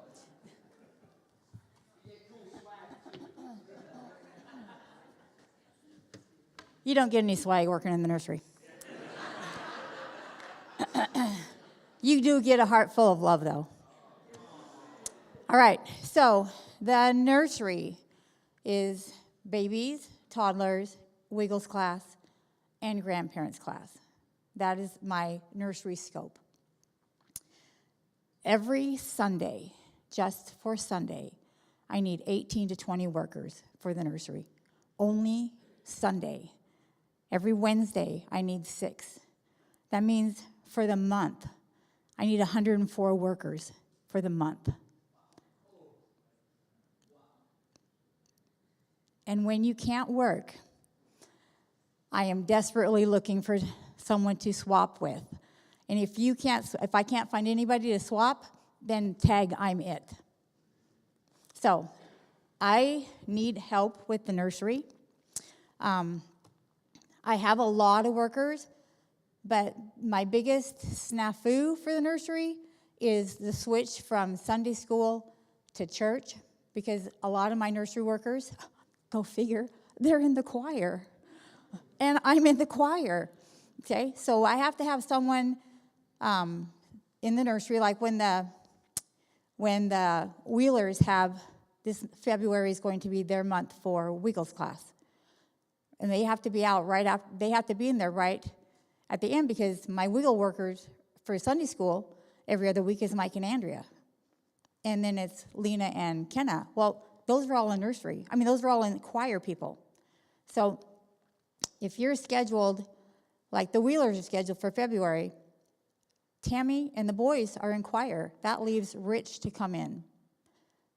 Well, now he's by himself, and the policy is no one can be by themselves. So it's kind of a catch-22. So sometimes the toddler worker's in front of his room. There's 2 people in there. So I say, Rich, I don't have anyone to be with you. If I can't get a teenager to come in that's not in the choir, I don't have anyone to be with you, so I want you to open the top of the half door, and I want you to stand over here in this corner by the door, so you are visible to the people in the other nursery, and you can open the half door in the hallway. You are visible all the way around, but I don't have anybody to work with you. So you have the kids by yourself, but you're visible from the other room. Okay? He doesn't have a problem with that. I don't have a problem with the better solution is I need someone to be with him until his wife and sons can get into that classroom. But if I have no solution, then that's my solution. And that is you're going to say, but that's against church policy. No one can be alone. I'm taking that responsibility. That's on me. And he does exactly what I want him to do, because he knows he doesn't want anybody coming back and saying, you did thus and such to my child. Well, I did not, because I was never alone with them. I was right here and I was visible. That has happened to me a couple times. I'm not the Sunday school person, but that has happened to me a couple times where I'm the teacher today, but my wife is not able to be here, and the Gendros are out of town. What am I supposed to do? You stand in the doorway where I'm walking back and forth and checking on things in the food bank. You stand in the doorway where I can see you, and the kids are all sitting in their chairs. There is something that happens called life. And every rule it has to be followed this way. Yes, it does, but we have to have an exception, because what are you going to do?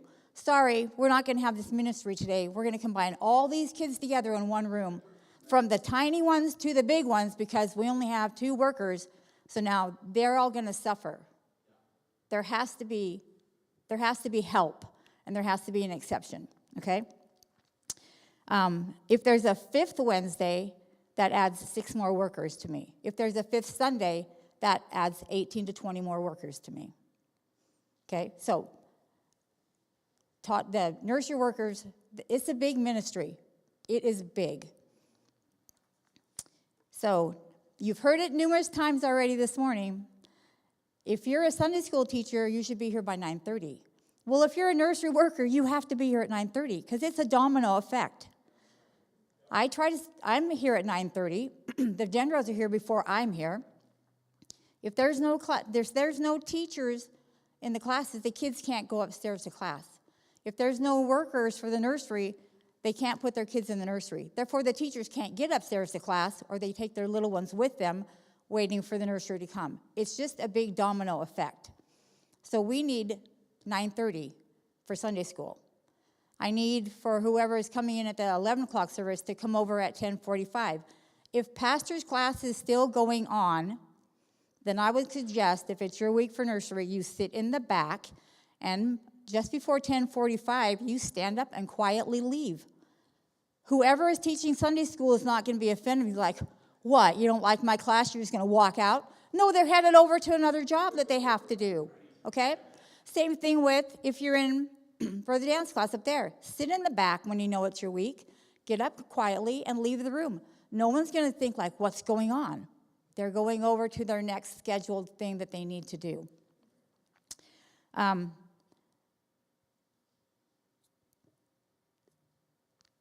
With the new change for Sunday, because now church is going to be starting at 6 o'clock tomorrow night, not 7, I need the nursery workers to be in their place at 5:30. Yes, 5:30. That affects me just like it affects you. Well, but we like to take a nap in the afternoon. You're going to have to cut your nap short. Sorry. Fix your lunch so it's ready when you get home, okay? 5:30. You got to be there at 5:30. Same thing Wednesday nights, 6:30. I'm there when Joanne Black comes in. I'm already there. 6:30. I need nursery workers at 6:30. All these people have to get to where they have to be, but they can't be there if you're not where you're supposed to be. So I need you to be there. Okay. Let me know in as much advance as you have if you're going to be traveling or out of town, so I can try to switch people around and fill your spot. I understand sickness happens on the fly. I got it. My phone sometimes on Sunday morning starts going off at 6 a.m. telling me, we're sick, we won't be there. What do I do? Just take care of yourself, don't come, I'll get it handled. And I have quite a few people that if I ask on the fly, they'll be like, oh, sure, I can do that. Yep, because so-and-so's sick. I can fill in for them. Okay? Sometimes you cannot. So sometimes you're scheduled to be doing something else, like greeting visitors out front. So I know that, so I'm not going to ask you to come in and fill in the nursery because that's your other important job. Okay? I try to be mindful of where you all are and where you're working. My nursery schedule, it doesn't change month to month. I'm not getting if you're on the first Sunday of the month, every month you're on the first Sunday of the month. And every first Sunday of the month, I'm going to contact you the Saturday before, the day before, to remind you. And some of you, it's like, I got it. Why do you remind me? Because I need to know that you are for sure remembering, so I'm not caught off guard for that service. Like, where's my workers? Well, I didn't know I had nursery. Well, okay, that's why I contact everybody. And then sometimes people say, oh, I'm so sorry, I should have let you know sooner, but we're gone. Or it's like, I have this screaming goat that I have at my house, and it's like, wah! So I just push that a couple times and be like, I'll find somebody for you. Good thing text doesn't see my face sometimes. Okay? You've all been there. Come on. I would love to have more couples working in the nurseries. Men are like, why do you need me? Because the toddler kids need to play with you. Last week, Skylar and Kara had to sub in real quick for me because I had a lot of people out last week. I walked past the nursery after coming back from choir. He was on the floor crawling all over and playing, and everyone was laughing and having a great time. Okay, the ladies are not going to get down on the floor and crawl around, but the guys will. And guys, remember, as in the rules, you're not changing diapers, and you're not taking them to the restroom. So you got it covered. You're just you're the play man right there. Get in and play with those kids. They need it. They need to see that men can play with them. They don't have to be just this big stoic dad of no. They're going to be on the floor playing. They're going to be reading books. Steve McElroy walks in the nursery, gets on the floor right away. They come and they crawl all over him, and he loves every minute of it. Okay? So that's it for that. We're going to circle back to the restroom issue. What if you toddlers that are being potty trained, we very rarely take them to the restroom. It's on an emergency basis because I ask the parents to take your child to the restroom before you go to Sunday school. After Sunday school, come back and get your child and take them to the restroom before church time. They should be able to make it through if they go both those times. Every once in a while there's an emergency, but that's the oddity, not the norm. Wiggles class, everyone that's in Wiggles class is potty trained. However, sometimes they don't know how to clean themselves up very well, and they need help. Well, you can't leave them sitting in the bathroom for 20 minutes waiting to have someone come get the parent and the parent get over there, and you can't do that. So the woman in the class has to clean your child, all right? I would imagine that no one in here has an issue with that. If you do, come see me, and then guess what? You'll be coming about that time of day when you think your child's going to use the restroom, and you can take them yourself. But that's our solution. And at the end of the class, parents, you could ask them, did they need help in the bathroom? Yes, and the teacher can say, this is what I did. Okay, no problem. But I don't even think that anybody's going to ask that, but you have the opportunity to do that. And the worker can say, oh, I took your child to the restroom and I had to help clean them up. Okay, that's not a problem. So that's my nursery schedule, my nursery. Can you see that this is full of purple? Can you see the purple on this? This is last month's nursery schedule. You know what the purple is? Changes. I printed it at the beginning of the month, and I carry this in my Bible, and I put it on my table. So if Stephanie Gendro has to help me with it, she sees what's going on. Because you cannot keep my brain with this many people to keep them all straight. So if I have to make a change, I do. And if I need to switch you a week, then I always ask. I don't just switch you and say, like, oh, yeah, it's your week. Nope, I'm going to ask you. So-and-so's out this week. Can you swap with them for next week? The majority of people can. There's some people that say, like, oh, no, I'm scheduled to do music, or I'm scheduled in this other place. And it's like, no problem. If there's a reason why you can't, sometimes I don't even really care what the reason is. Just tell me, no, I'm not available to do that, and I'll keep hunting, okay? You don't have to answer to me why you cannot fill in the class. But if you could keep an open heart to when I do ask, that would be wonderful.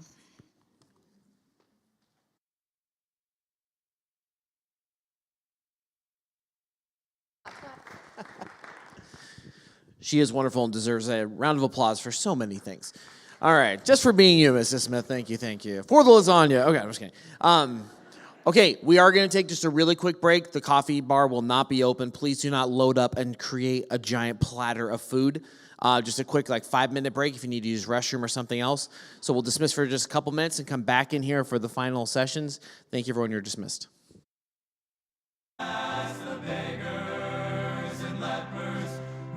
Touched by his hand, can he handle an impossible task?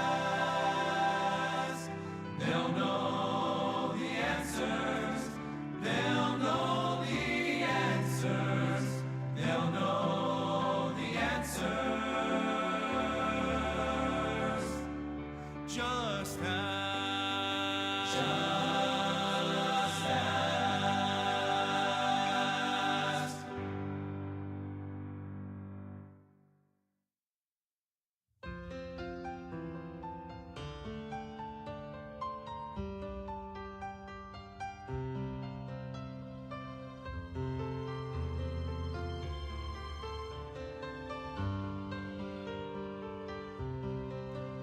This world is a place where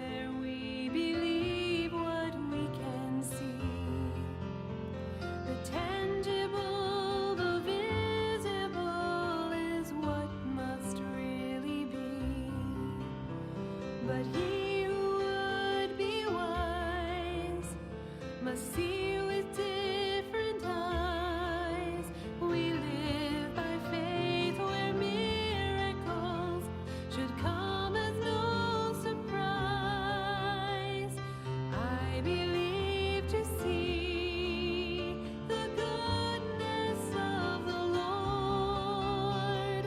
I believe the promises He gave us in His word. I don't need to know the outcome of His plan. I will trust His ways, though I can't see His hand. We're looking for a city that's not made by human hands. We're living for a purpose that so far exceeds our plans. When trials take their toll beyond what we control, we rest upon the faithful one, the keeper of our souls. I believe to see the goodness of the Lord. I believe the promises He gave us in His word. I don't need to know the outcome of His plan. I will trust His ways, though I can't see His hand.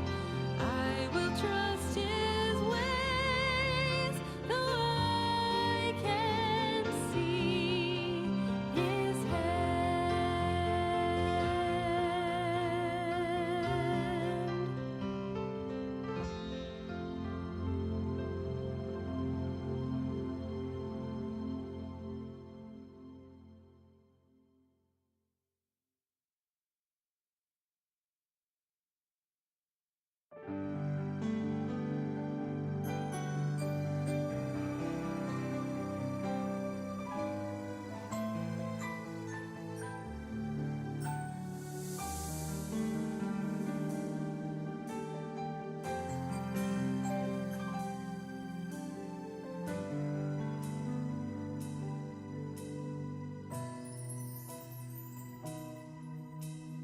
Many are they increased that trouble me. Many are they that rise up against me. Many there be which say of my soul, there is no help for him in God. But thou, O Lord, art a shield for me, my glory and the lifter of my head. Thou, O Lord, art a shield for me, my glory and the lifter of my head. Thou, O Lord, art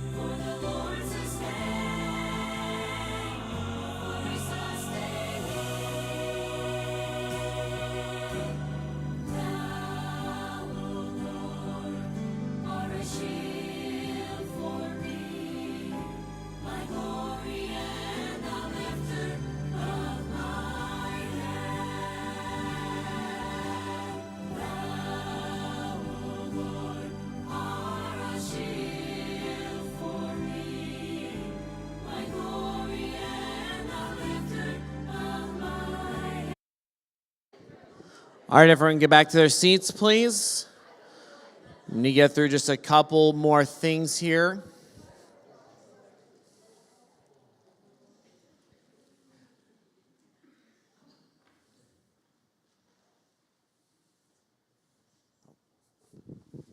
All right, Ms. Smith just has a couple things to say here real quick, and then we'll get on with the next session here. I'm not even going up on the platform. I'm just going to stand right here. Okay, so you've heard, get down on the level with the children, get down close to them so they can see your face. There's a lot. Children will turn their face towards you, but then they're going to look all over everywhere else. So, just the other day at school, I said, you need to look at me. And so the face is turned at me, but their eyes, so I said, okay, just look at me for a second. And I said, you think I'm looking at you? Yes. Where am I looking? Are you looking over there? Well, now we're looking over here. But my face is towards you, but you're not looking at me. So get eye contact with them. The other thing is, you don't have to be frustrated and mad to correct a child. When my kids were growing up, Stephen, one day I was needing to spank him, and he turned his face and looked at me because he was a little older, and he looked at me and said, "You're smiling." It's like, I don't have to be mad at you to discipline you. Why do I have to get all frustrated? I do not. I get frustrated with adults that don't do what I ask them to do and don't do things. But I'm not going to get frustrated with the kids because they're learning. You should already know, okay? So you don't have to get upset with your kids. You can tell them, I don't like what you're doing. I don't like how you're behaving, but I'm not mad at you. I'm just trying to help you turn your attitude and your behavior better. And don't let the kids walk away from you still being a grump. I tell them, I don't see a smile. And they'll be like, it's like, no, I don't see a smile in your eyes. You need to get your smile from your mouth up to your eyes. Because if you can see when you're smiling, you have a twinkle in your eyes. And when you're grumpy and in a bad mood, you do not. Your eyes are dull and sullen.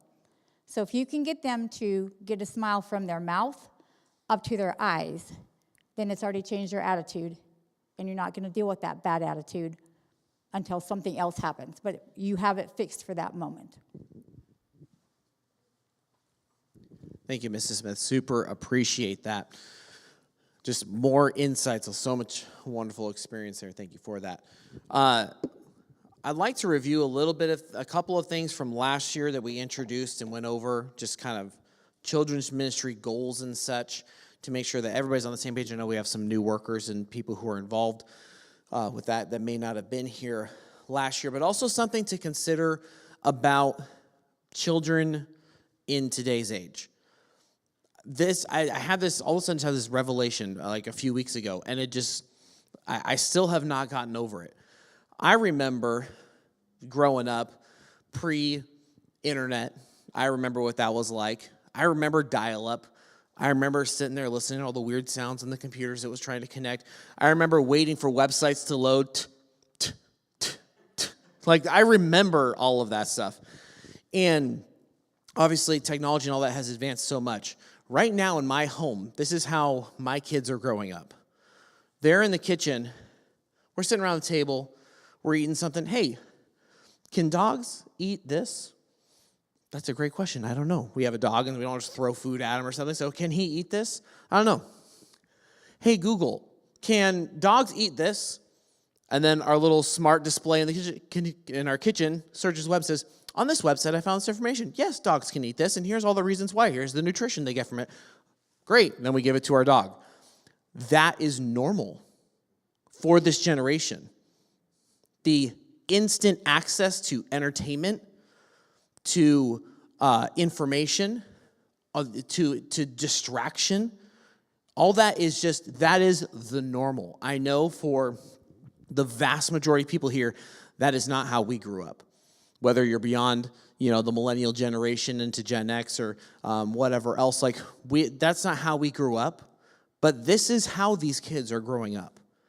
So when we're working with kids in Sunday school or in the main, children's church or Mass Club, whatever it is, or even in the nurseries, they came out with this term called iPad kids from the Gen Z and Gen Alpha generation, that their babysitter was not the teenager who came over and, for a few hours and helped do stuff around the house. No, it was an iPad. They were just given an iPad or a tablet, and they watched YouTube, they played games, and that was their babysitter. Like, that is what's happening.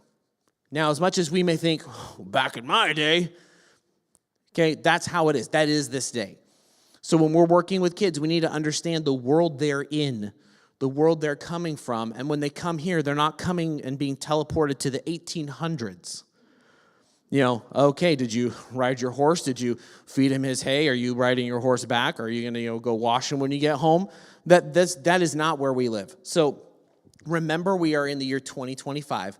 And what these kids are, their world that they're growing up in. It's so important. It will really help to change your perspective of when you're talking with them, their lack of common sense or short-sightedness or not being able to sit and do anything for more than a couple minutes.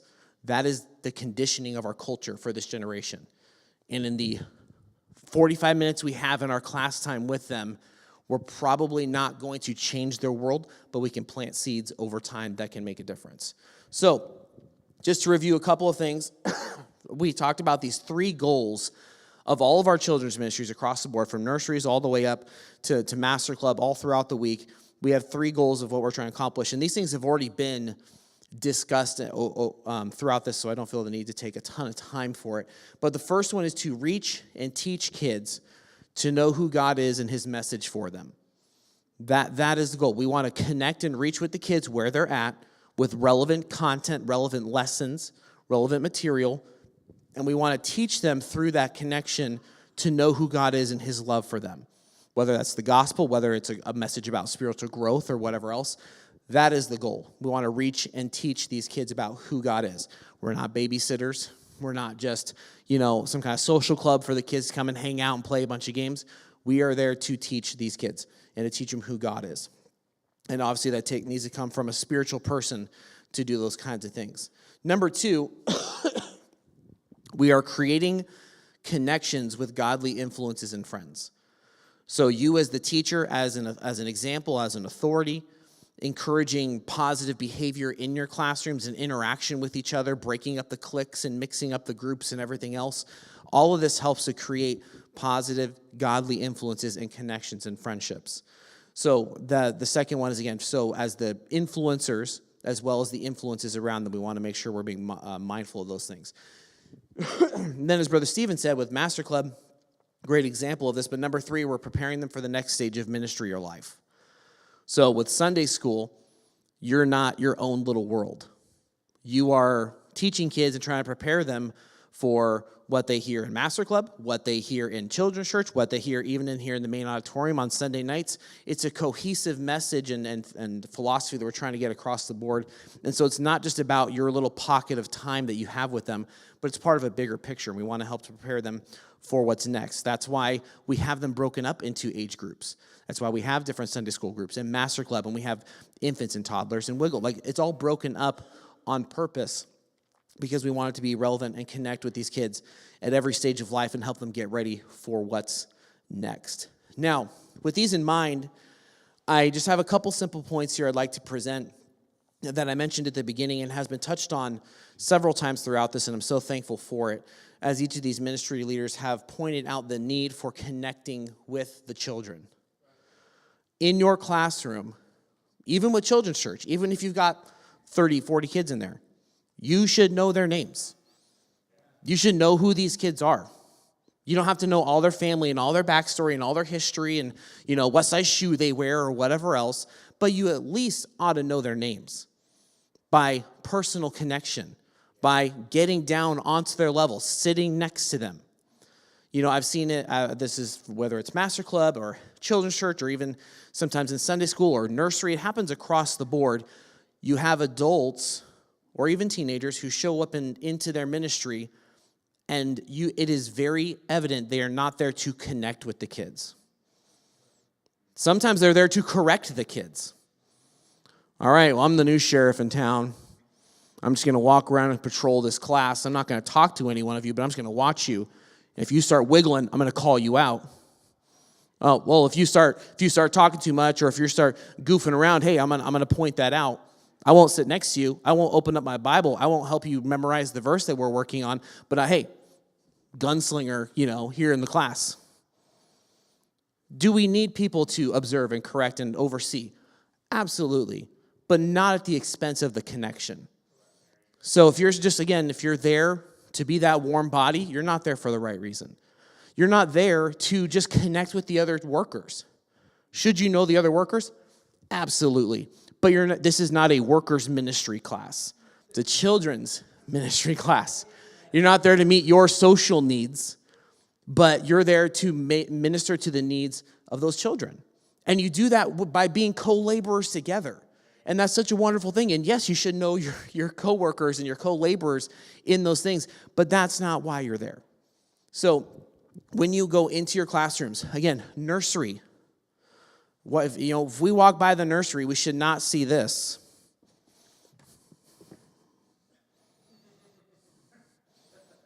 If you're the only worker, or you only have one baby and they're asleep on your chest, I have no judgment, okay? What else are you going to do other than fall asleep? Like, that's kind of what you're going to do. You're not going to get up and start cleaning and sanitizing the room while trying to hold this sleeping baby, okay? I get that. But you're there to engage with the kids, to talk, to try to work with them, to try to teach them things, even from infants, whatever it is. So, number one, I want you to consider about your ministry, your classroom, however it's set up, your nursery. Who are these kids? Who are these kids? I don't know who. There's a new kid in there, new toddler. What's their name? Ask the parent. Who are their parents? You should know who their parents are or what they look like at the least. So if there's an issue, you're handing them off to the right person and not a stranger. So who are these kids? Talk to the students. Talk to the children. Find out what interests them. I get to go over to Children's Church and stop by, usually right at the end of lesson time, right before game time. So it's kind of a weird transition period, but there's usually a few minutes in between those things as they're dismissing. And I like to go over and I find a kid that, I haven't talked to that kid before. I don't know how, they may have been here for a long time. I don't know, but I haven't talked to them. So I'll go and say, hey, what's your name? Oh, how long have you been coming? Oh, that's so awesome. Okay, what did you think of the lesson? I'm not a regular worker in Children's Church, but I still want to, when I come around, I don't want them to wonder, who's the weird guy in the back? He's just standing there staring at us. I want them to see a friendly face. I want to engage with them. I want to take time for them. I'm not going to remember their names all the time because I don't see all of them regularly and communicate with them. But I'll go back to, hey, yeah, you were wearing that jersey last week. Yeah, because you were like that one soccer team. Oh, man, that's awesome. Hey, did they play at all? I don't know anything about soccer. Tell me about soccer. Football, whatever. Like, however you want to pronounce it. I want to take time, even though I'm not going to go home and be like, oh, I learned so much about that football team from that kid today. I made a connection. So that's why you're there, to make a connection, to know who these kids are, what interests them. Yes, if they're into video games and you think that video games are of the devil, maybe you're not the one to connect with them. Maybe there's somebody else who likes arts and crafts or something else that you can try to talk with. But get to know what they're interested in. Also, we need to care to find out. That needs to be part of our mission that, hey, I want to know this kid. I want to know who they are. I want to know the things that they like or don't like. Connect with them by getting to know them. And again, this comes from the toddlers, wiggles, all the way up. We're ministering to meet the need and make a difference. We need to get on their level and ask questions appropriate for that age and engage with them. Your primary responsibility, as I mentioned, is not to talk with the teachers, but to work with the kids. So, if it's 6:30 and you're there on time at Master Club and you've got 5 or 6 workers who are there and there's, 5, 10, 12 kids, obviously it grows as you get closer to 7 o'clock, who's engaging with those kids? Brother Steven will play a game with them. Why don't you? Why don't you take some time, sit them down, teach them a little game, tell some jokes, do a magic trick, please no fire. Whatever it is, like do something to engage with them. Give them something to put a smile on their face. Because if they're excited about being there, they'll be receptive to all the other stuff you have to do. They'll listen to the correction or, hey, no, let's get back in line. Not yet. But if our only connection with them is through correction, we're going to miss out on a lot. So Number one, who are these kids? Get to know the kids in your classes. Get to know, if applicable, their parents. Okay? Get to know who these families are and engage with them. You're not there to stand in the back, children's church workers. You're not there to stand in the back and, again, just point out everything that's going wrong. Sit with some kids. Get to know them. Talk to them. They may have never opened a Bible in their life. You've probably opened your Bible more than they have. So sit down with them. Show them where the scriptures are at. Answer their questions. Okay? If I've been up there at the end of services sometimes, and he'll say something, I'm like, oh, hey, do you understand what that means? Or do you know what that word means? Or they'll say, oh, man, can I go to the bathroom? No, not yet. Okay. Just give them someone to talk to. Hey, shut up. You don't want to be talked to or treated that way. They're children. We need to see them as children where they're at. So who are these kids? Number two, where are they at in life?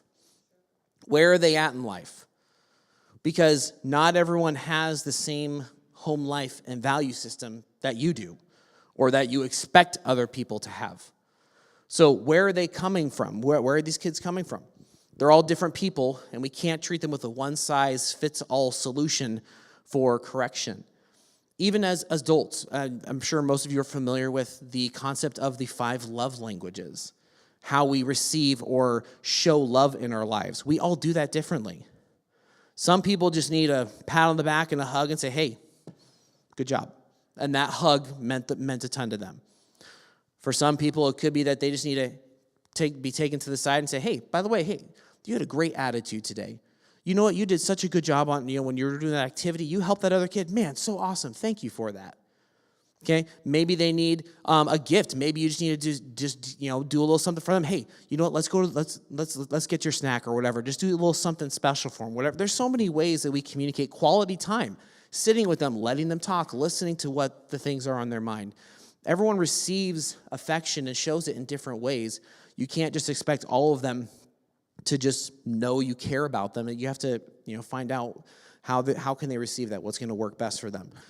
Some kids come in, and this is mentioned, some kids come in tired because they didn't sleep well. Some kids are hungry. Some kids are just rebellious and having a bad attitude. Some are ignorant. I've never been here before. I don't know I've never had to sit down and be quiet in my life. And now you want me to sit for 35 minutes and not make a peep and not wiggle once, not look around the room to who's all here. Again, some kids are just ignorant. We have that in our main services as well. Some are distracted. Some people forget to mute their phones before they come into a church meeting. There's just a lot of people who have struggles with these things.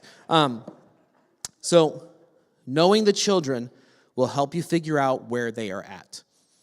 So by talking with them, you'll learn, oh, you don't have a dad at home.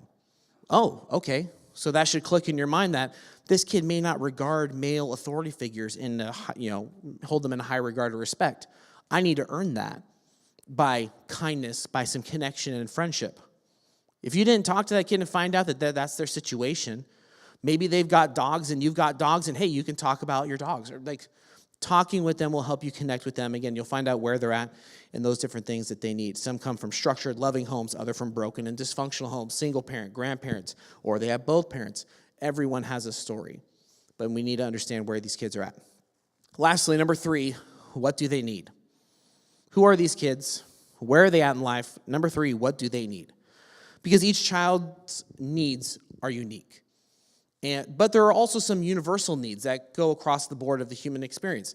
Everybody wants to be loved and accepted, to be heard, to feel valued, to be clearly communicated with. And based on where they're coming from, this may indicate some of those additional needs. Like I said, there's a kid who doesn't have a father in the home. Okay, that's a big void. And again, in the short time that you have in your couple conversations, you're probably not going to fix their perspective of male figures or anything else in their life, but you can just show them an example of somebody who cares. You can show them of what a loving, godly man should be like. Or maybe there's people who, again, they don't get along with their mom and they just are always back-talking their mom. You can show them, hey, this is what a godly mother or a caring person, this is what it looks like. Help to kind of just alter their perspective. So every child is going to need something a little bit different, again, in how they are dealt with and corrected. And so we need to be mindful of that, and that comes from knowing the kids. So they may need a friend. They may need someone to show some compassion, maybe just someone to listen. Maybe their mom and dad don't like to hear them complain and tell them to shut up, but they had a really hard weekend, or they lost their favorite thing, or they're on restriction for something, and they just want to talk to somebody about it. Those are, again, not during the preaching time is that the time to have all those conversations, but if you're having a really good time with a kid and connecting with them well, and you take them aside from game time, I don't think the graders say, hey, stop connecting with those kids and make them come play. But hey, it's about, again, reaching these kids, and it comes through these connections. So there's a lot of different things. They may need a smile. They may need some kind instruction and not to just be forcefully told.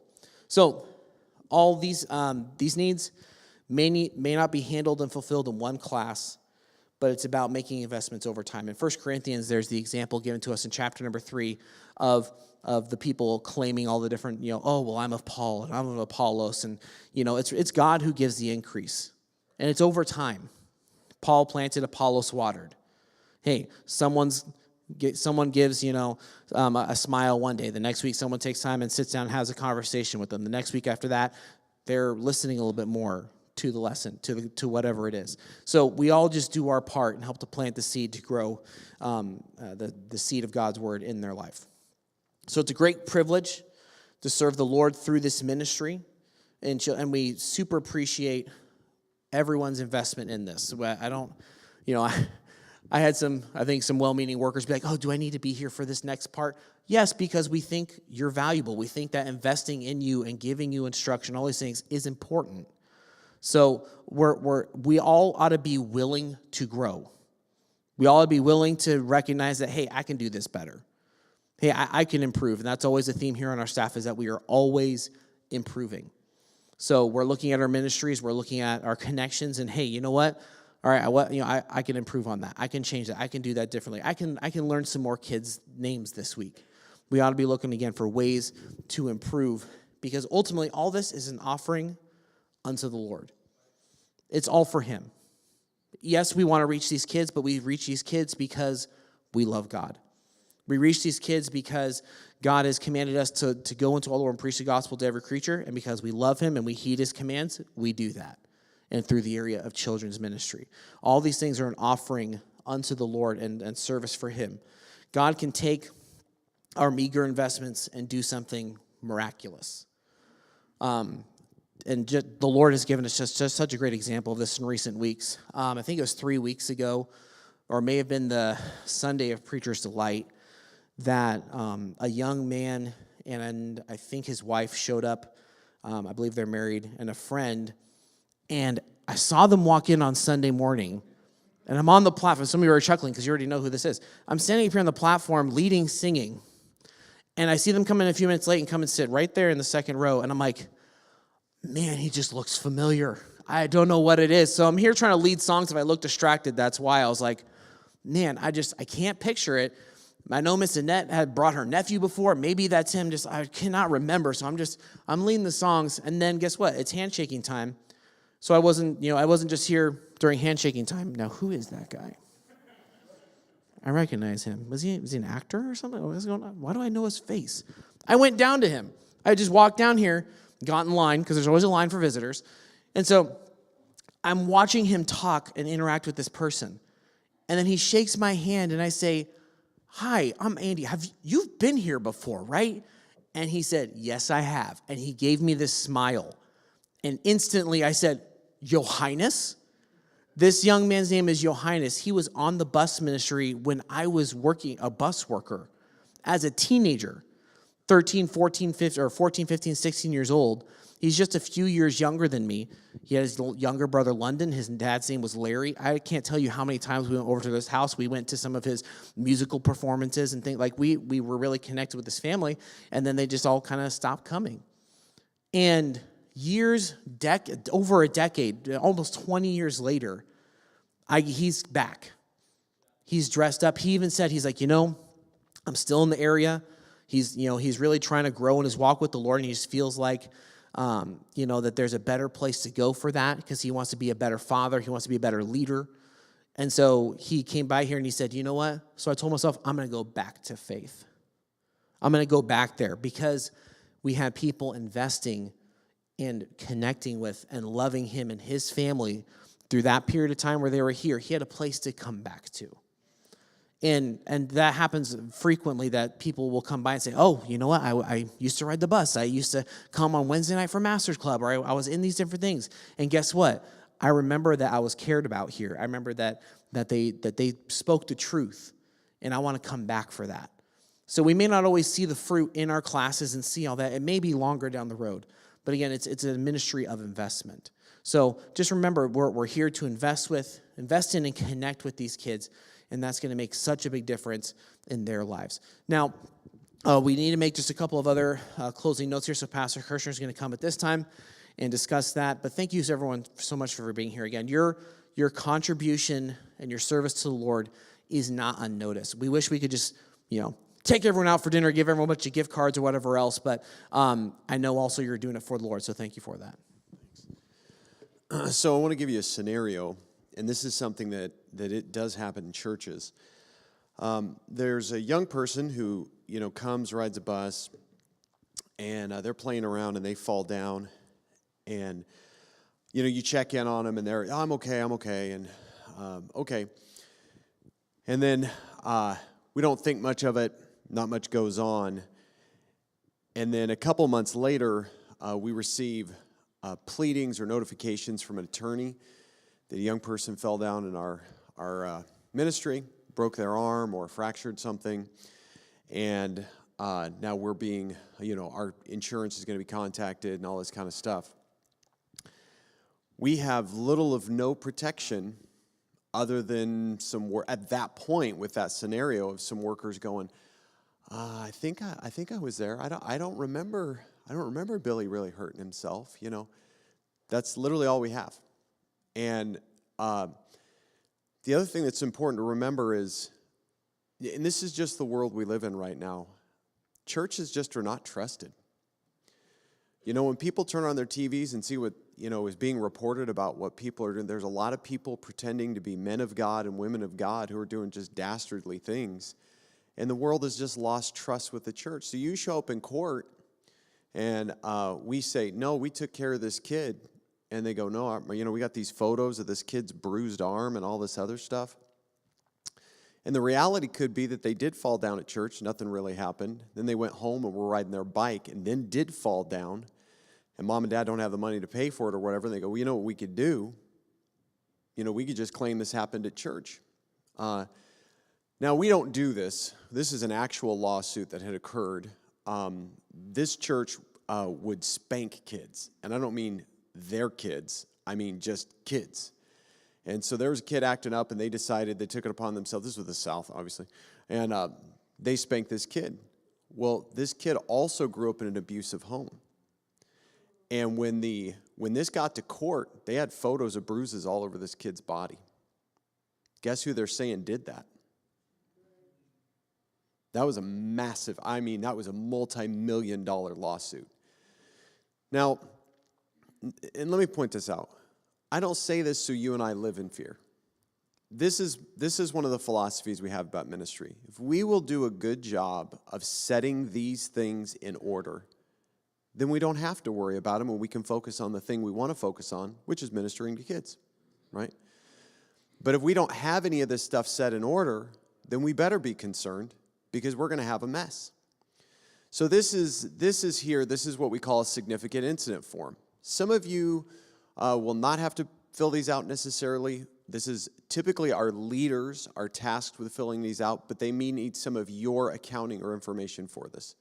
And what this is a simple record that if something happens in a class, that we fill this form out. One of the purposes of the form is not only records for our church, but it also kind of guides you through things, because as you go through it, it talks about not only what happened, but who were the witnesses, very important, but then also what action was taken.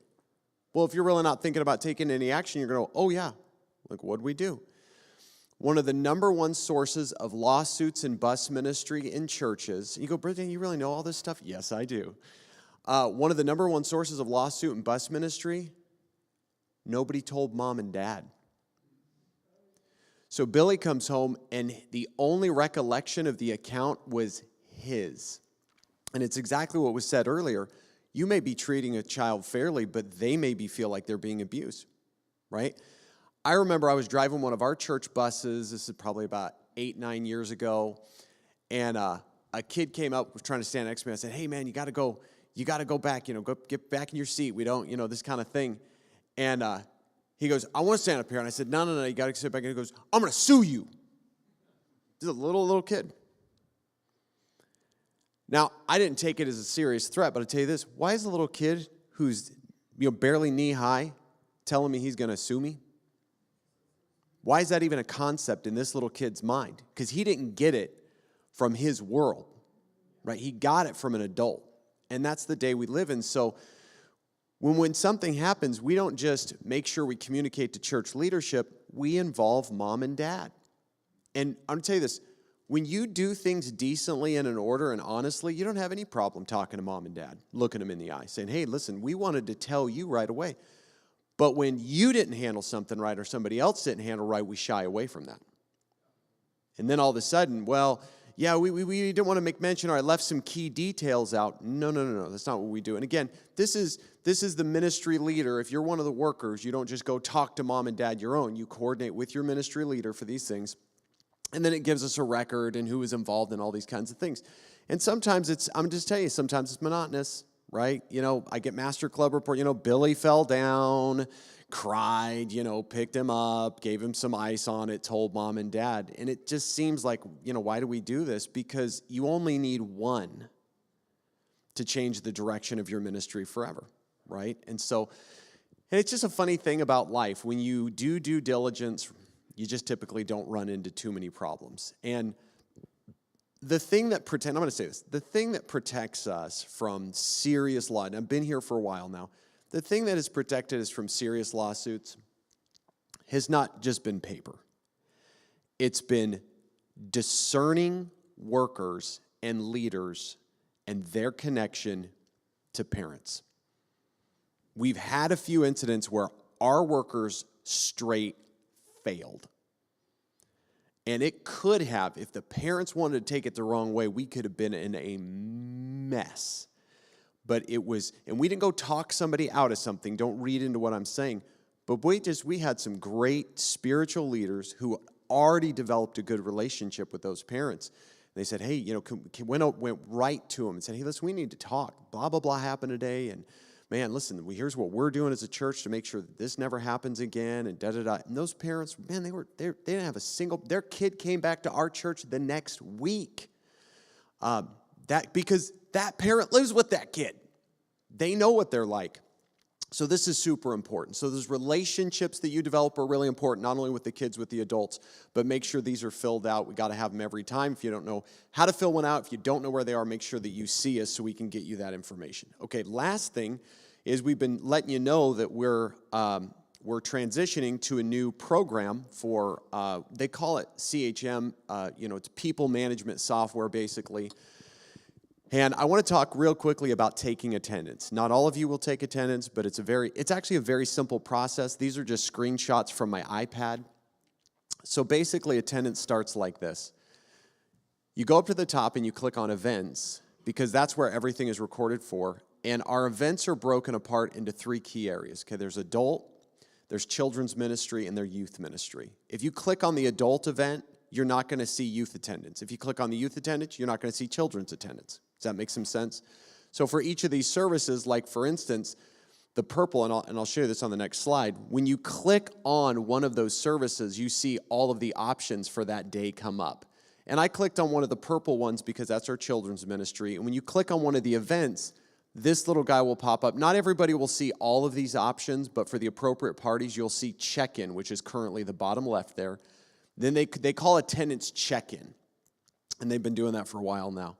Once you click on check-in, it's going to bring up a very easy list, which, you can obviously, I hope it makes sense to you that you can literally check the little checkbox right there on the left.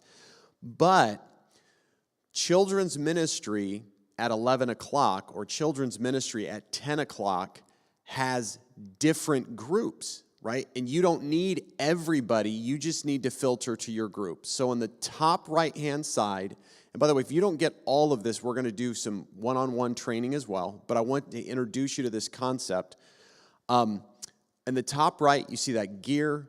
You would click on that gear, and then this pops up, and you want to tag filter. You just want to filter down which group you're working with. When you click on that, there's your groups. Your groups come up. Now, this is the only thing I do not currently like about this on the iPad. I found this myself, and this bugs me a lot because it's bad development. There is no scroll bar, okay? And if you try to scroll on the right-hand side, it's just going to make a mess. If you scroll in the middle, it's just going to check the different classes. On the left-hand side, the invisible blue left-hand side there, you scroll with your finger there, and the classes will move up and down. I did not like that. We will tell them to fix that. But from there, you find your class, and you check on it. 11 o'clock toddlers there. And then, boom, this list will now populate with the group that you selected, okay? And it's, again, you're just literally click, click, click, click. It's that easy. You go, okay, well, Brother Dan, what if, and again, this should be the appropriate parties, what if I get a new child? Well, if you look at the top right again, you're going to see next to the gear is a little plus sign, and that's where we go when we need to add somebody. And again, it's not a long, complicated form. It is first name, last name, and then add what tag. That tag means what class are you adding them to. And then right below it, it says, or add without check-in. And you don't need to check that. If for any reason some of our administrators are adding a child and they don't want to say they checked in or were attended for that class, and our attendance, and I'm going to tell you this, these things go hand in hand. Attendance and significant incidents reports. Because we've had that. We've had people say, my child, blah, blah, blah, blah, blah. Went back, your child wasn't even here. Oh, right? You're the have record doing it. And I'm telling you, they do this to us in ministry all the time. Pastor deals with it constantly. Well, I tried to contact you. Pastor will let him know. We have a church office number at which I have people answering the phone. We have a general church mailbox. I have a pastoral extension and mailbox. I have a cell phone that takes text messages. I have an email address. I have a cell phone number that has a voicemail. I have staff that all know how to get a hold of me. So please tell me how you chose to get a hold of me. Well, what I was trying to say is I wanted to get a hold of you. No, that's not what you said. Right? You're trying to shift blame and act like we're too busy for you. And that people will do stuff like that. It's horrible, but they do. And so these attendance records are really important. The other thing is I think you guys realize that as adults, we really appreciate if you go into your profiles and add your profile picture there. But you realize that we do not take pictures of children except for specific pre-authorized events. We do not do that. If you ended up taking a picture of a child, we're not going to end up in court tomorrow, and our church is going to have to be sold to settle the lawsuit. It's just bad form and bad practice, and it's murky water. And if somebody, you know what I mean? I'm going to leave that. Okay, so here it is. You add them. You say, okay, well, Brother Dan, here's a new child, but you'll notice, and I don't know if you can even read that because the colors blend, but just to the left it says add family member, so that if you know, okay, this child needs to be added to this person, you can click on that, type in here, I typed in Shauna Blue, and then it says potential duplicate, meaning, oh, okay, we found this adult in the database, so I can, instead of trying to add that person, I can just click on that person, and then from there, it'll say, okay, now this child is connected with this adult, and that's perfect. And it doesn't say parent, because you can't say that. You need to say this child is connected to this adult. Is it a grandparent? Is it a guardian? Is it, somebody who, a baby? I mean, there's so many relations. So it's just child to adult relationship there. And then from there, you're done. That's attendance. Attendance in the new system is really, really simple. I'm sorry. Here's our goal. We're not trying to just change things to change things. We're not these people who are, there's this fancy new software with the shiny bells and whistles and we got to have it. But at the same time, we realize that hundreds of hours, I'm going to tell you this, hundreds of hours have been saved in this year's auction by the new software we use. Hundreds of hours will be saved because of the software used. We use these tools because they create efficiency in ministry, and instead of exhausting our workers with mundane data entry, we can get you into real ministry, working with people, loving on people, having a great impact. Miss Shauna.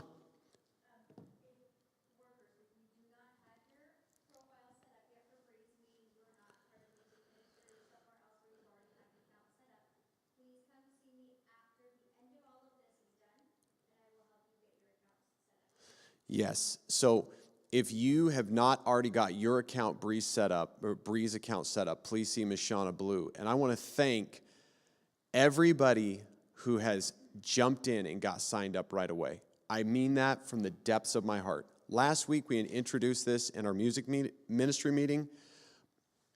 Literally before the end of that meeting, the majority of people in the room had already signed up. It is a big deal. When we first started using software like Elvanto, adoption was really slow. And I'll tell you this story and be done. I had an associate pastor many years ago call me up and say, Brother Dan, can I come meet with you about organization and staff management and different things? I said, sure, I'd love to have you by. So he came by. We spent most of the day together, talked about a lot of different things. And he had just kind of stepped up into this new role in his ministry there at the church and staff management. The pastor was giving him some more responsibility. And he really wanted to do a great job. And he had so many ambitions and so many ideas of how they could improve their church, they could improve their ministry. So they go ahead and he heads off, and I never heard anything from him. And finally, it was like a year later or so, I was at some kind of conference or something, and I ran into him. And we were just saying hi and chatting. And I said, hey, how did everything go? Did you get your software implemented? How did everything move forward? And he goes, we really haven't changed too much. And I was really surprised when he said that to me, because he was so ambitious and, taking so many notes and everything. And I said, I'm sorry to hear that. What happened? This is what he told me. He said, we have a couple of older staff members, and when I started teaching about the new software and different things, they just came to me and said they didn't want to do that, and they're just going to keep using their old software.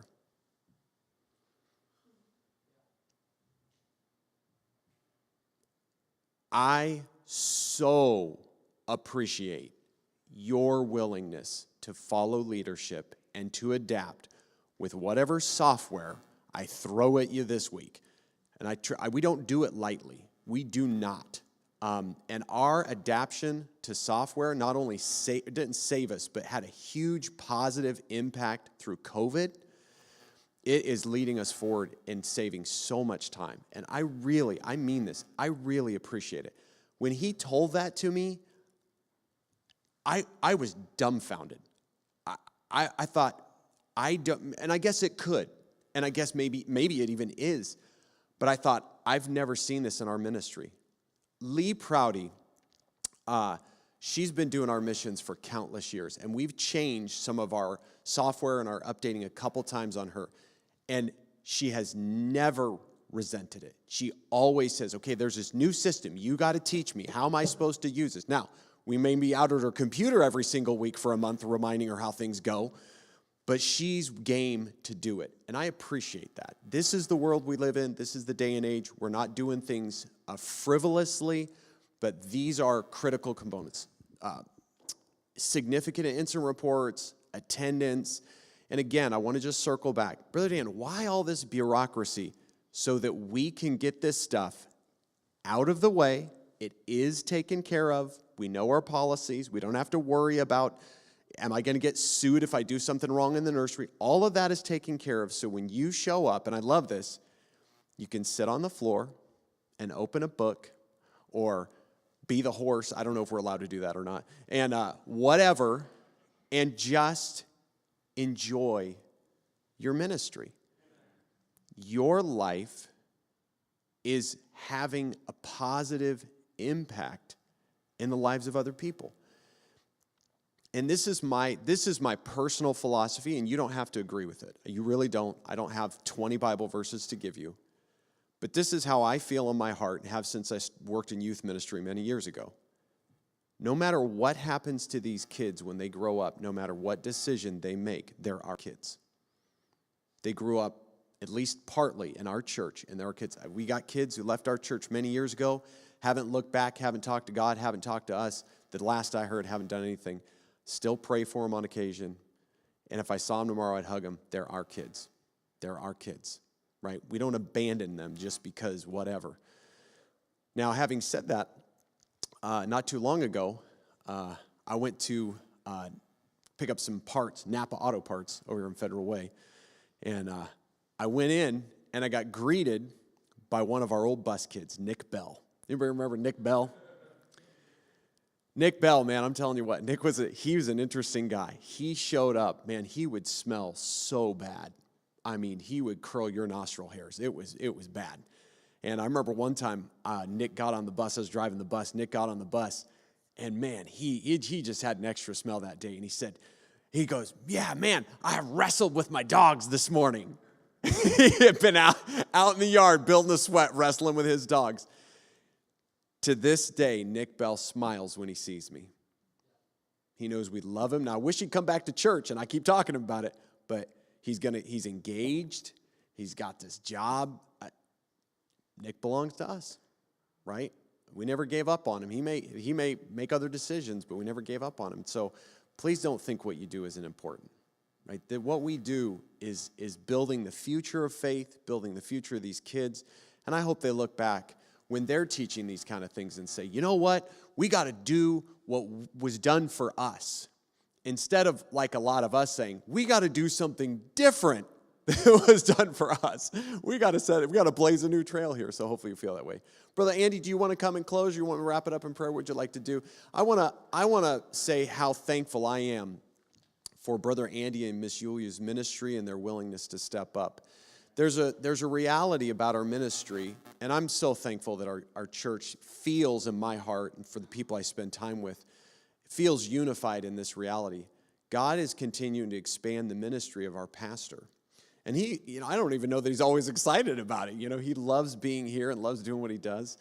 And but as he steps forward, taking on bigger and bigger things, the only way a ministry survives is all the people behind him step forward. So Brother Dan has to step forward. I got to take on new responsibilities.